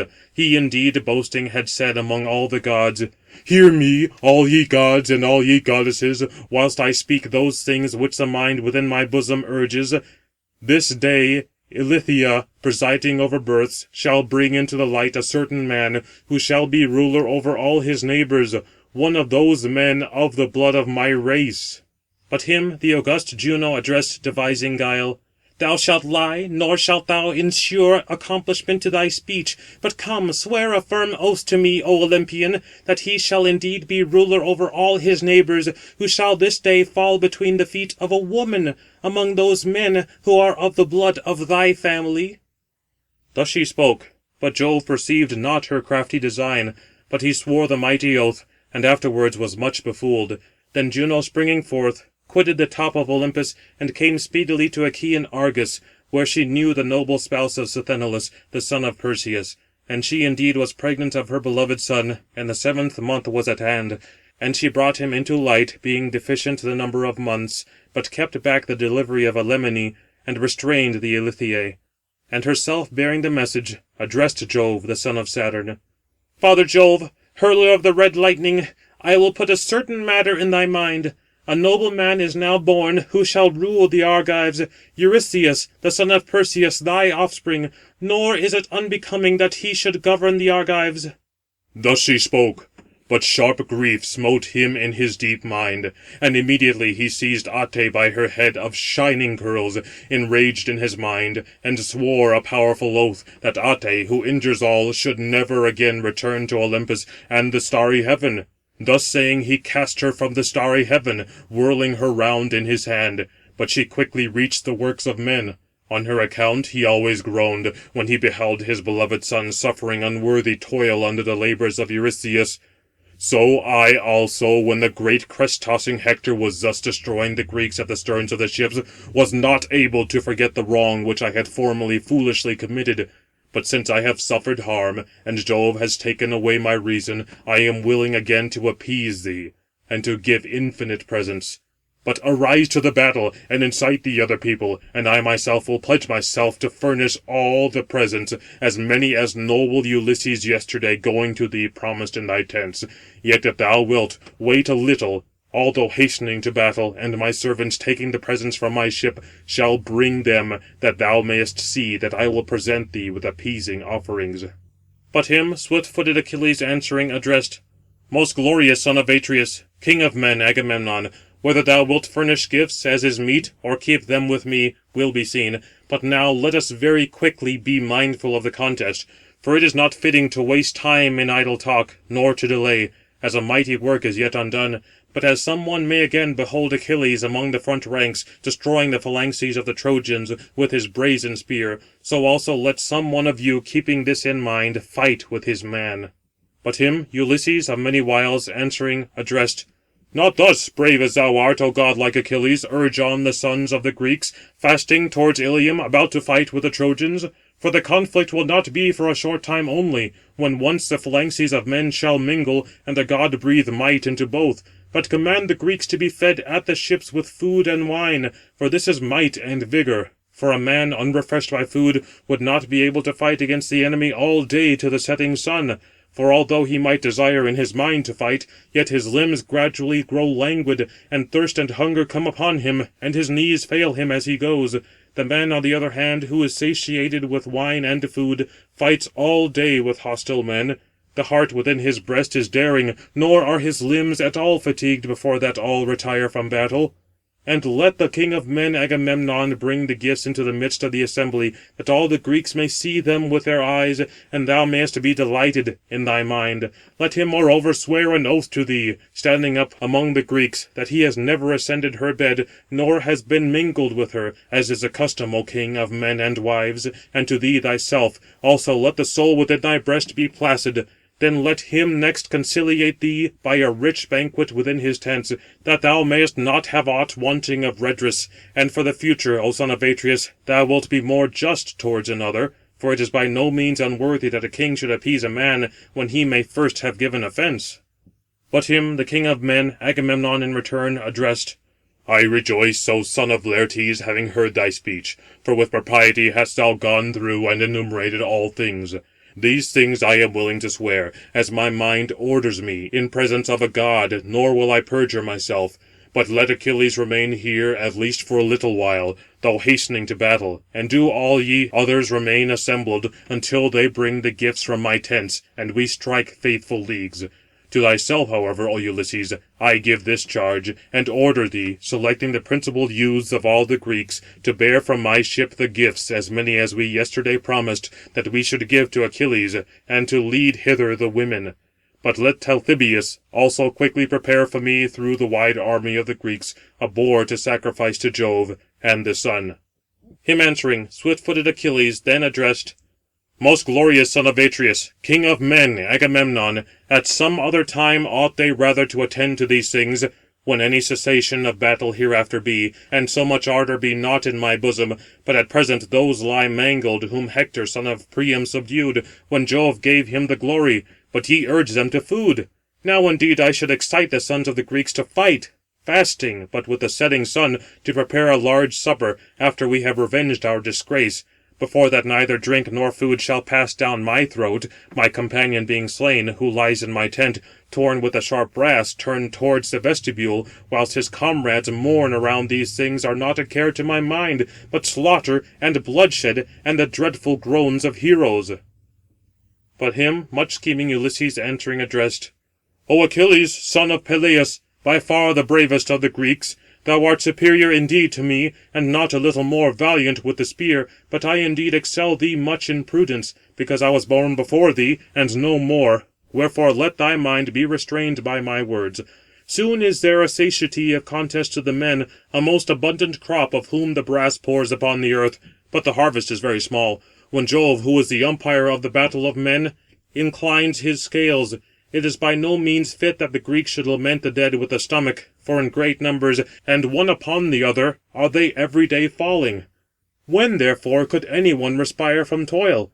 But it is necessary to bury him whosoever may die, having a patient mind, weeping for a day. But as many as survive the hateful combat should be mindful of drinking and of food, in order that we may ever the more ceaselessly contend with our enemies, clad as to our bodies in impenetrable brass. Nor let any of the troops lie by awaiting another exhortation, for evilly will that exhortation come upon him, whoever may be left at the ships of the Greeks. But advancing in a body, let us stir up the keen battle against the horse-breaking Trojans." He said, and chose as his companions the son of glorious Nestor, Themiges, son of Phyleus, Thoas, and Meriones, Icomedes, son of Creon, and Menelaus, and they proceeded to go towards the tent of Agamemnon, son of Atreus. Immediately after the word was spoken, and the work was perfected. 7 tripods they bore from the tent, which he had promised him, and 20 splendid goblets, and 12 steeds, and straightway led forth 7 blameless women, skilled in works, but the 8th was fair-cheeked Briseïs. But Ulysses, placing 10 whole talents of gold, led the way. And with him the other youths of the Greeks bore the presents, and placed them in the midst of the assembly. But Agamemnon rose up, and Talthybius, like unto a god in his voice, stood beside the shepherd of the people, holding a boar in his hands. Then the son of Atreus, drawing the knife with his hands, which always hung by the great scabbard of his sword, cutting off the forelock of the boar, prayed, lifting up his hands to Jove. But all the Greeks sat in silence in the same spot, listening in a becoming manner to the king. But praying, he spoke, looking towards the wide heaven. "Now first let Jove be witness, and the most supreme and best of gods, and earth, and sun, and ye Furies, who beneath the earth chastise men, whoever may swear a falsehood. Never have I laid hands upon the maid Briseïs, needing her for the sake of the couch, or any other purpose, but inviolate has she remained in my tents. But if any of these things be false, may the gods inflict on me those very many distresses which they inflict when men sin in swearing." He said, and cut the throat of the boar with the ruthless brass, which Talthybius, whirling round, cast into the mighty water of the hoary sea, as food for fishes. But Achilles, rising, said among the war-loving Greeks, "O father Jove, certainly thou givest great calamities to men, for never could Atrides have so thoroughly aroused the indignation in my bosom, nor foolish led away the girl, I being unwilling. But Jove for some intent wished death should happen to many Greeks. But now go to the repast, that we may join battle." Thus then he spoke, and dissolved the assembly in haste. They indeed were separated, each to his own ship, but the magnanimous Myrmidons were occupied about the gifts, and bearing them went to the ship of godlike Achilles. These they laid up in the tents, and placed the women in seats, but the illustrious attendants drove the horses to the stud. But afterwards Briseïs, like unto golden Venus, when she beheld Patroclus lacerated with a sharp spear, throwing herself about him, wept aloud, and with her hands tore her breast and tender neck, and fair countenance. Then the woman, like unto the goddesses, weeping, said, "O Patroclus, most dear to my wretched soul, I left thee indeed alive, departing from my tent, but now returning I find thee dead. O chieftain of the people, how in my case evil ever succeeds evil! The hero indeed to whom my father and venerable mother had given me, I saw pierced with a sharp brass before the city, and 3 beloved brothers whom the same mother had brought forth to me, all drew on the destructive day. Nevertheless thou didst not suffer me to weep, when swift Achilles slew my husband, and laid waste the city of divine Mynes. But thou saidst thou wouldst render me the wedded wife of noble Achilles, lead me in the ships to Phthia, and prepare the nuptial feast amongst the Myrmidons. Therefore do I insatiably lament thee, dead being ever gentle." Thus she spoke, weeping, and the women lamented for Patroclus as a pretext, but really each for her own ills. And around him Achilles were collected the elders of the Greeks, entreating him to take refreshment, but he, moaning, refused. "I entreat you, If any of my beloved companions would be obedient to me, bid me not satiate my heart with food or drink, since heavy grief hath invaded me, but I will wait entirely till the setting sun, and will endure." So saying, he dismissed the other kings, but 2 sons of Atreus remained, and noble Ulysses, Nestor, Idomeneus, and the aged knight Phoenix, constantly endeavouring to delight him sorrowing, nor was he at all delighted, before he should enter the mouth of bloody war. But remembering Patroclus, he frequently heaved a sigh, and said, "Surely once thou too, O unhappy one, dearest of my companions, wouldst thyself have set before me a plentiful feast, within my tent, speedily and diligently, when the Greeks hastened to make tearful war upon the horse-breaking Trojans.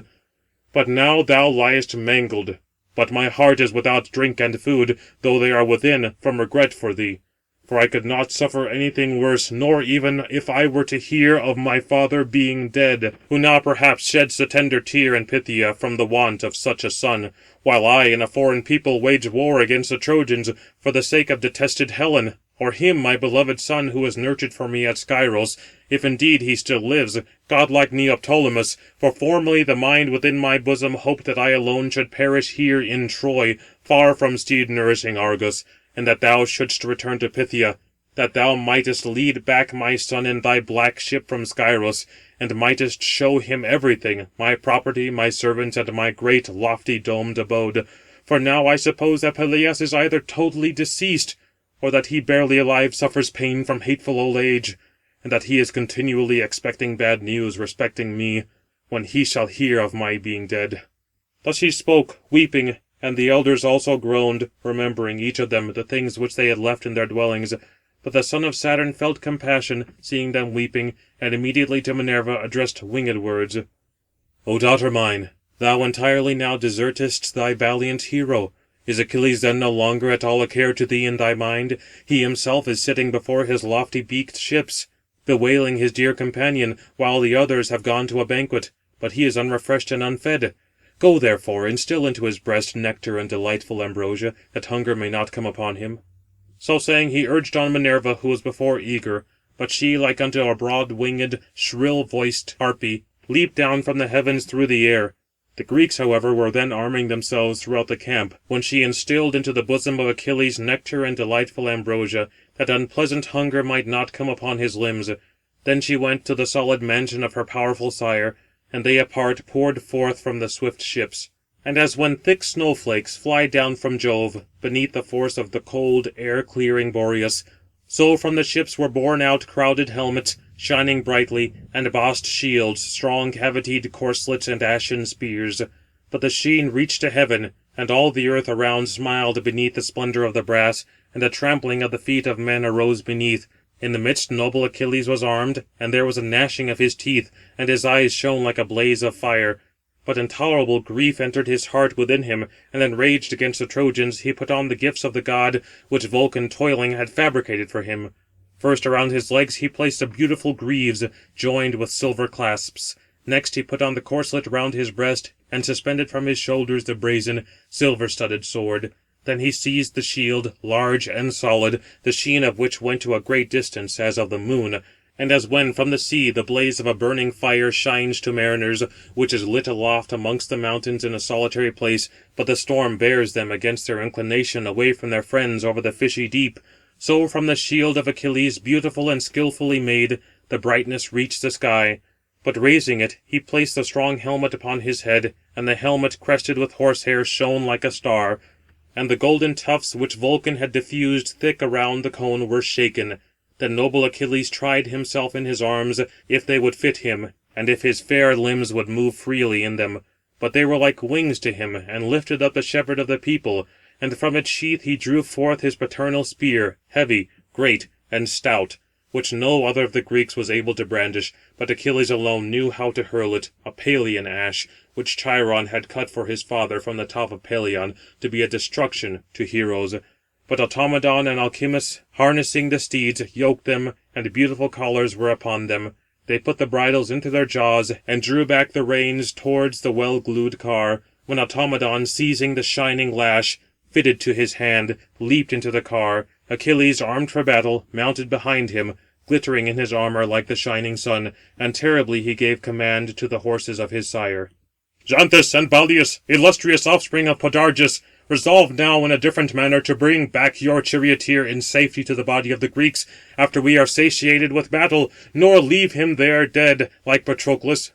But from beneath the yoke, Xanthus, his swift-footed steed, addressed him, and immediately hung down his head, and his whole mane, drooping from the ring which was near the yoke, reached the ground. But the white-armed goddess Juno gave him the power of speech. "Now at least we will bear thee safe, O impetuous Achilles, but the fatal day draws nigh to thee.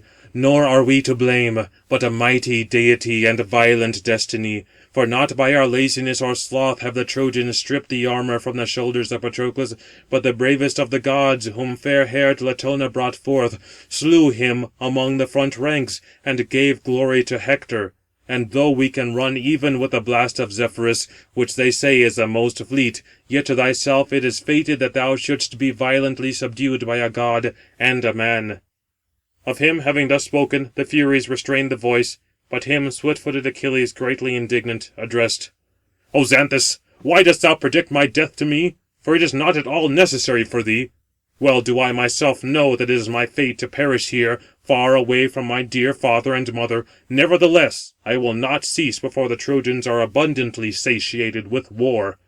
He spoke, and shouting amongst the front ranks, directed on his solid-hoofed steeds. End of Book the 19th. Section 20, Book the 20th. Argument. Jove permits the gods to join in the battle, and they take their respective places on either side. Aeneas engages Achilles, but is rescued by Neptune. Hector, in revenge for the death of his brother Polydorus, also attacks Achilles, and is only saved from death by the intervention of Apollo. Achilles then slays many Trojans. Thus around thee, O son of Peleus, were the Achaeans armed, insatiable in fight, beside their crooked ships, and the Trojans on the other side, on the acclivity of the plain. But Jove ordered Themis to summon the gods to an assembly from the top of many-valleyed Olympus, and she, going round, ordered them to proceed to the palace of Jove. Nor was any one of the rivers absent, save Oceanus, nor of the nymphs who inhabit the pleasant groves and springs of rivers, and the grassy meads. Then, coming to the habitation of cloud-compelling Jove, they sat down upon shining, polished benches, which Vulcan with cunning skill had made for Father Jove. Thus were they assembled within the palace of Jove, nor did Neptune disobey the goddess, but he came to them from the sea. Then he sat in the midst, and inquired the design of Jove. "Why again, O hurler of the glowing lightning, hast thou summoned the gods to an assembly? Dost thou deliberate anything respecting the Trojans and Greeks? For now their combat and the battle are on the point of being kindled." But him cloud-compelling Jove answering addressed: "Thou knowest, O Earth-shaker, my design with my breast, and for whose sake I have assembled you, for though about to perish, they are a care to me. I will, however, remain sitting on the top of Olympus, whence looking, I shall delight my soul, but depart the rest of you, that ye may go to the Trojans and the Greeks. Give aid to both, according as is the inclination of each. For if Achilles alone shall fight against the Trojans, they will not even for a little sustain the swift-footed son of Peleus. Formerly, even beholding him, they fled terrified. But now, when he is grievously enraged in his mind on account of his companion, I fear lest he overthrow the wall, even contrary to fate." Thus spoke Saturnian Jove, and he stirred up the unyielding contest, and the gods hastened to proceed to the battle, having discordant minds. Juno, indeed, and Pallas Minerva went to the assemblage of the ships, as well as earth-shaking Neptune, and useful Mercury, who excelled in a prudent mind, with whom went Vulcan, looking savage in his might, limping, and under him his weak limbs moved with all their forces. But to the Trojans went crest-tossing Mars, and with him unshorn Phoebus, and Diana delighting in archery, Latona, Xanthus, and laughter-loving Venus. As long as the gods were apart from mortal men, so long the Greeks were greatly elated, because Achilles appeared, for he had long abstained from the dire battle, and a violent tremor came upon the Trojans, upon each of them as to their limbs, fearing because they beheld the swift-footed son of Peleus glittering in arms, equal to man-slaughtering Mars.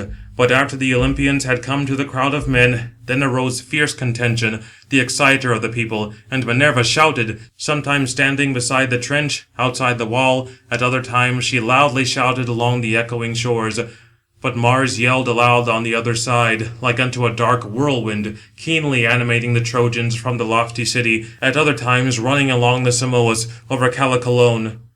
Thus the blessed gods, inciting both sides, engaged, and among them made severe contention to break out. But dreadfully from above thundered the Father of gods and men, whilst beneath Neptune shook the boundless earth and the lofty summits of the mountains. The roots and all the summits of many rilled Ida were shaken, and the city of the Trojans and the ships of the Greeks. Pluto himself, king of the netherworld, trembled beneath, and leaped up from his throne, terrified, and shouted aloud, lest earth-shaking Neptune should rend asunder the earth over him, and disclose to mortals and immortals his mansions, terrible, squalid, which even the gods loathe. So great a tumult arose from the gods engaging in combat. Against King Neptune indeed stood Phoebus Apollo, having his winged shafts, and against Mars the azure-eyed goddess Minerva. Opposed to Juno stood the goddess of the golden bow, huntress Diana, rejoicing in archery, the sister of Apollo. And opposite Latona, the preserver, useful Mercury. Against Vulcan also was a great, deep-eddying river, which the gods called Xanthus, and men the Scamander. Thus indeed gods went against gods, but Achilles chiefly longed to penetrate through the crowd against Hector, the son of Priam, for with his blood his mind particularly ordered him to satiate Mars, the invincible warrior. But Apollo, exciter of troops, immediately aroused Aeneas against the son of Peleus, and infused into him strong courage.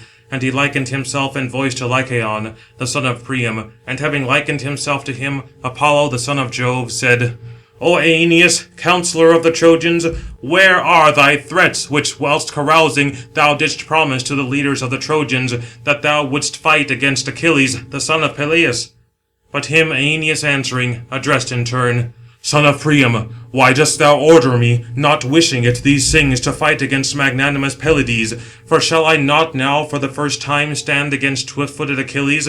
But already on another occasion he chased me with his spear from Ida, when he attacked our cattle, and laid waste Lyrnessus and Pedasus. But Jove preserved me, who excited my strength and nimble limbs. Certainly I should have been subdued beneath the hands of Achilles, and Minerva, who preceding gave him victory, and encouraged him to slay the Legions and Trojans with his brazen spear. Wherefore it is not possible that a man should fight against Achilles, because one of the gods is ever beside him, who averts destruction. Besides also his weapon flies direct, nor stops before it has pierced through human flesh, though if the deity would extend an equal scale of victory, not very easily would he conquer me, although he boasts himself to be all brazen. But him again King Apollo, the son of Jove, addressed, But do thou also pray, O hero, to the immortal gods, for they say that thou too art sprung from Venus, the daughter of Jove, but he from an inferior goddess. For the one is from Jove, and the other from the aged sea god. But direct thy invincible brass right against him, nor let him at all avert thee by haughty words and threats. Thus saying, he breathed great courage into the shepherd of the people, and he advanced through the front ranks, accoutred in shining brass. Nor did the son of Anchises escape the notice of white-armed Juno, going against the son of Peleus through the ranks of men. But calling the gods together, she addressed them. Consider now, both Neptune and Minerva, in your minds, how these things shall be. This Aeneas, accoutred in shining brass, has advanced against the son of Peleus, and Phoebus Apollo has urged him on. But come, let us, however, turn him back again, or let some one of us stand by Achilles and give him great strength, nor let him at all be wanting in courage, that he may know that the mightiest of the immortals love him, and that those, on the contrary, are vain, who hitherto avert war and slaughter from the Trojans. But we have all come down from Olympus, about to participate in this battle, lest he should suffer anything among the Trojans today, but hereafter he shall suffer those things, as many as fate at his birth wove in his thread of destiny, to him what time his mother brought him forth. But if Achilles shall not learn these things from the voice of a god, he will afterwards be afraid when any god comes against him in battle, for the gods, when made manifest, are terrible to be seen manifestly. But her then, earth-shaking Neptune answered, Juno, be not beyond reason enraged, nor is it at all necessary. I indeed would not desire that we should engage the other gods in a battle, since we are much more powerful. Rather let us, going out of the way, sit down upon a place of observation, but the war shall be a care to mortals. But if Mars shall begin the combat, or Apollo, or shall restrain Achilles, and not suffer him to fight, then immediately shall the strife of contention there arise to us. And I think that they, having very speedily decided it, will return to Olympus, and mix with the assembly of other gods, violently subdued by necessity under our hands." Thus then, having spoken, the azure-haired god led the way to the lofty mound-raised wall of divine Hercules, which the Trojans and Pallas Minerva had made, that flying he might escape from the sea-monster when pursued from the shore to the plain. There then Neptune sat down, and the other gods, and drew an indissoluble cloud round their shoulders, whilst on the other side they sat upon the tops of Callicolone, around thee, O archer Apollo, and Mars, the sacker of cities. Thus they sat on both sides, planning designs, yet both were unwilling to commence grievous war. But Jove, sitting aloft, cheered them on. All the plain, however, was filled with them, and glittered with the brass of men and horses, and the earth echoed under the feet of them rushing together. But two heroes, by far the most valiant, advanced towards each other, into the midst of both armies, eager to fight, Aeneas, son of Anchises, and noble Achilles. And first Aeneas, threatening, advanced, nodding with his strong casque, and before his breast he held his impetuous shield, and shook his brazen spear. But on the other side, Pelides rushed against him like a destructive lion, which men assembled together, a whole village, are anxious to kill. He, however, at first despising them proceeds, but when some one of vigorous youths has wounded him with a dart, yawning he collects himself for a spring, and the foam arises round his teeth, and his valiant soul groans within his breast, and he lashes his sides and thighs on both sides with his tail, and rouses himself to battle. Then grimly glaring, he is borne straight on by his strength, if he can kill some of the men, or is himself destroyed in the first crowd. Thus did his might and noble soul urge Achilles to go against the magnanimous Aeneas. But when now advancing they approached each other, swift-footed noble Achilles first addressed the other.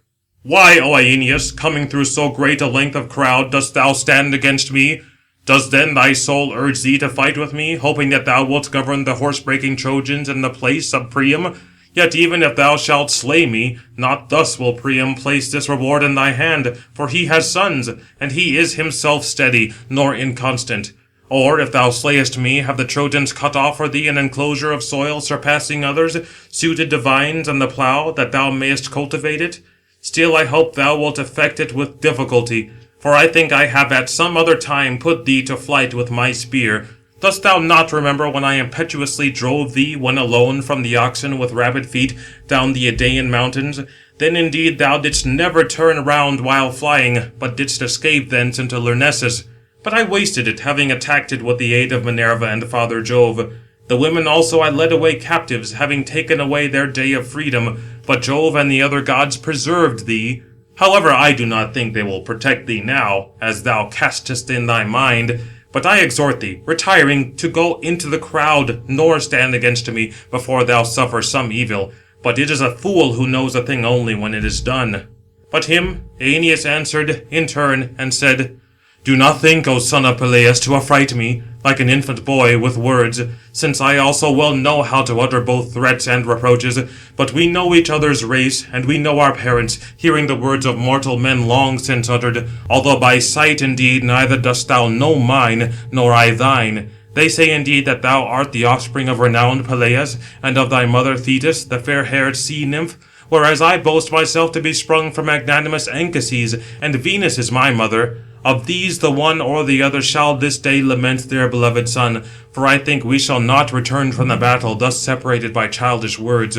But if thou desirest to be taught these matters, that thou mayest well know our race, for many men know it, cloud-compelling Jove indeed first begat Dardanus, and he built Dardania, for sacred Ilium, the city of articulate-speaking men, was not as yet built in the plain, and they still dwelt at the foot of many-rilled Ida. Dardanus again begat a son, King Erichthonius, who was then the richest of mortal men, whose 3,000 mares pastured through the marsh, rejoicing in their tender foals.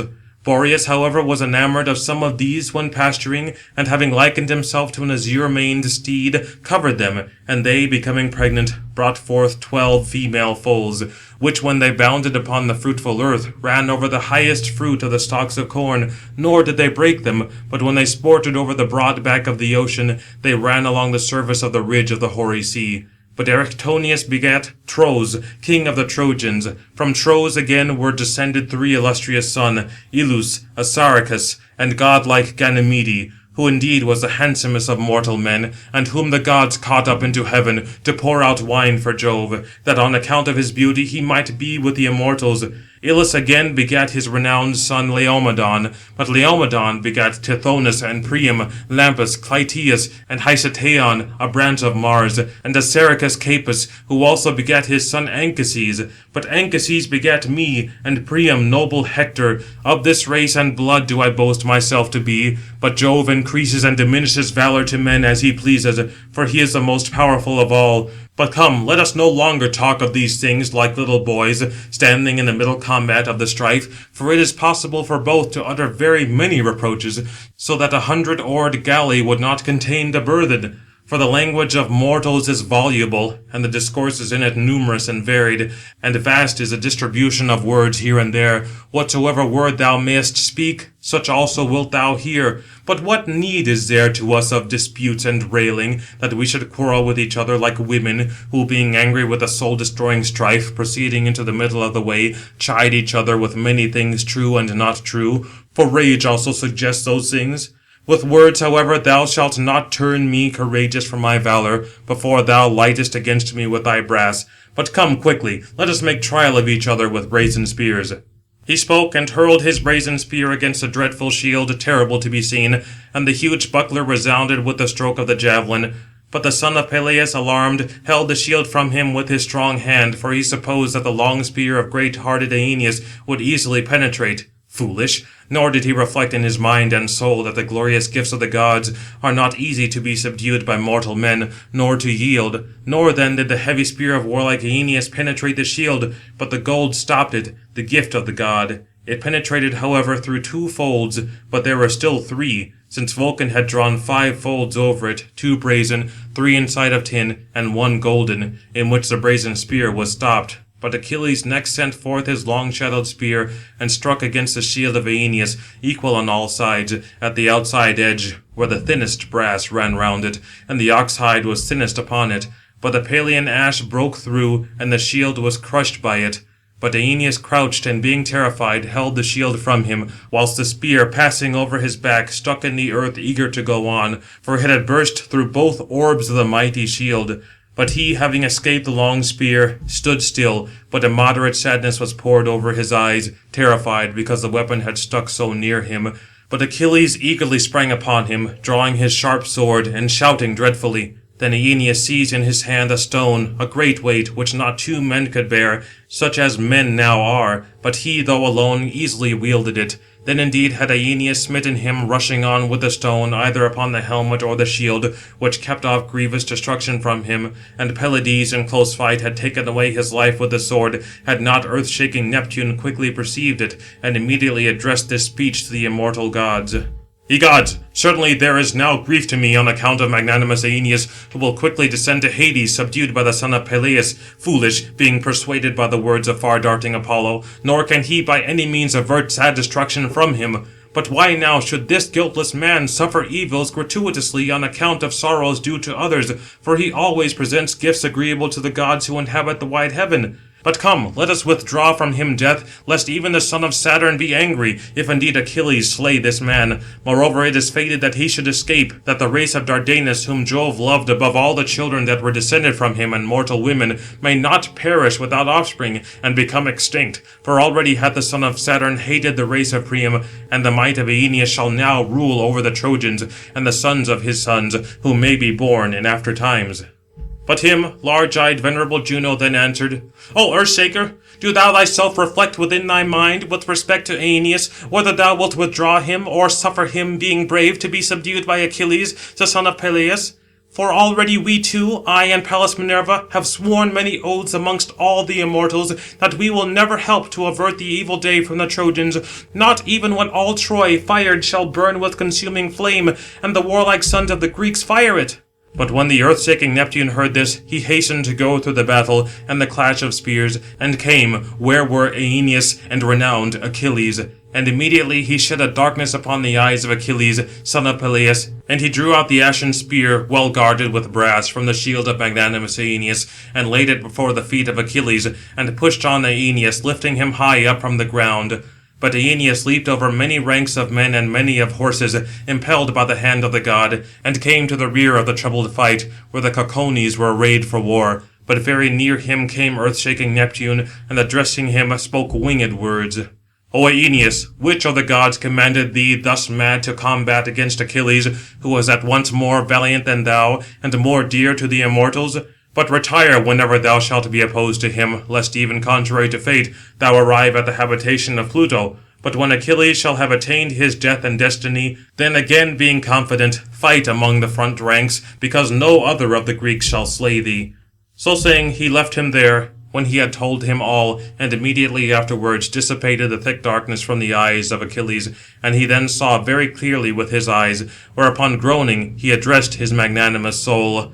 Ye gods, certainly I behold this, a great marvel with mine eyes. The spear indeed lies upon the ground, nor do I at all perceive the man at whom I hurled it, desiring to kill him. Undoubtedly Aeneas too was dear to the immortal gods, although I suppose that he boasted thus idly. Let him go. There will be no spirit in him hereafter to make trial of me, who even now rejoicing has escaped from death. But come, having encouraged the warlike Greeks, I will make trial of the other Trojans going against them. He spoke, and sprang into the ranks, and cheered on every man.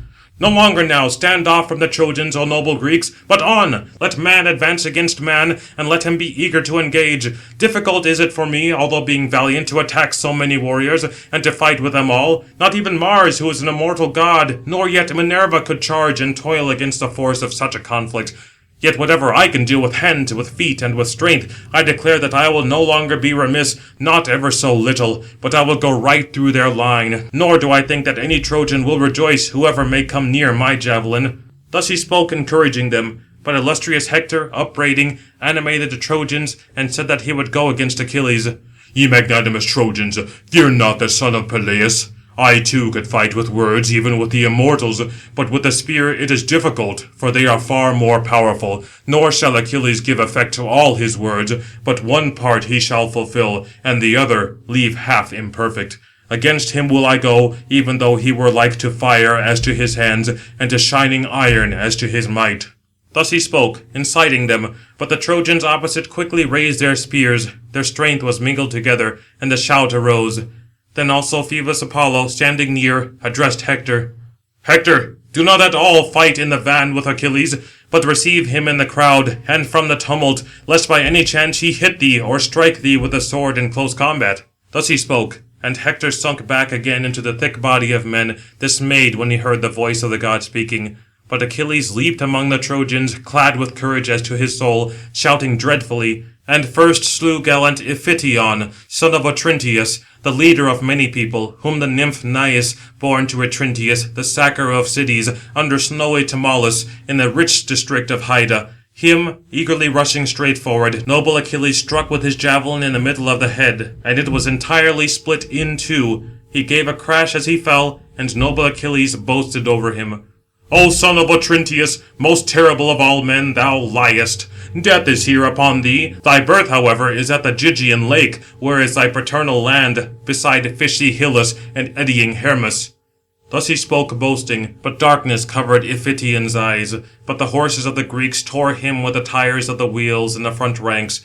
After him Achilles smote Demoleon, son of Antenor, a brave repeller of the fight, in the temples through his brazen-cheeked helmet. Nor indeed did the brazen casque resist it, but through it the eager javelin broke the bone, and the whole brain within it was defiled, and he subdued him ardent. Next he wounded with his spear in the back Hippodamus as he was leaping down from his chariot, while flying before him. But he breathed out his soul and groaned, like as when a bull, dragged round the Heliconian king, bellows, as the youths drag him, and the earth-shaker is delighted with them. So as he moaned, his fierce soul left his bones. But he went with his spear against godlike Polydorus, the son of Priam. But him his father did not permit to fight, because he was the youngest among all, and dearest to him, and surpassed all in speed. Then indeed, through youthful folly, exhibiting the excellence of his speed, he ran among the front ranks till he lost his life. Him noble swift-footed Achilles smote rushing by, in the middle of the back, where the golden rings of his belt clasped together, and the double corslet met. Right through at the navel pierced the point of the spear, and uttering a groan, he fell upon his knees. A black cloud enveloped him, and stooping down, he gathered his intestines in his hands. But when Hector perceived his brother Polydorus holding his intestines in his hands, and rolled on the earth, a darkness was immediately poured over his eyes, nor could he any longer be employed afar off, but advanced towards Achilles, like unto a flame, brandishing his sharp spear. On the other hand, Achilles, as soon as he saw him, leaped up, and boasting spoke, "Near is the man who has most stung my soul, who has slain my cherished companion. No longer indeed let us dread each other through the bridges of war." He spoke, and sternly regarding him, addressed noble Hector, "Come nearer, that thou mayest the sooner reach the end of death." But him, not daunted, crest-tossing Hector addressed, "O son of Peleus, do not expect to terrify me now like a little boy, at least with words, since I myself also well know how to speak both revilings and reproaches. I know that thou indeed art brave, and that I am inferior to thee. But these things indeed are placed at the knees of the gods, whether although being inferior, I shall take away thy life, striking thee with my spear, since my weapon also is sharp at the point." He spoke, and brandishing sent forth his spear, and Minerva with a breath turned it back from glorious Achilles, having breathed very gently, but it came back to noble Hector and lay before his feet. But Achilles, eager to slay him, rushed furiously on, shouting dreadfully. But Apollo, as a god, very easily snatched him away, and covered him with abundant haze. Thrice indeed swift-footed noble Achilles rushed on with his brazen spear, and thrice he smote the deep haze. But when he rushed on the fourth time, like unto a god, he, dreadfully chiding, addressed to him winged words, "Dog, now again hast thou escaped death. Assuredly evil came very near thee, but Phoebus Apollo has now again preserved thee, to whom thou art wont to pray, when going into the clang of spears.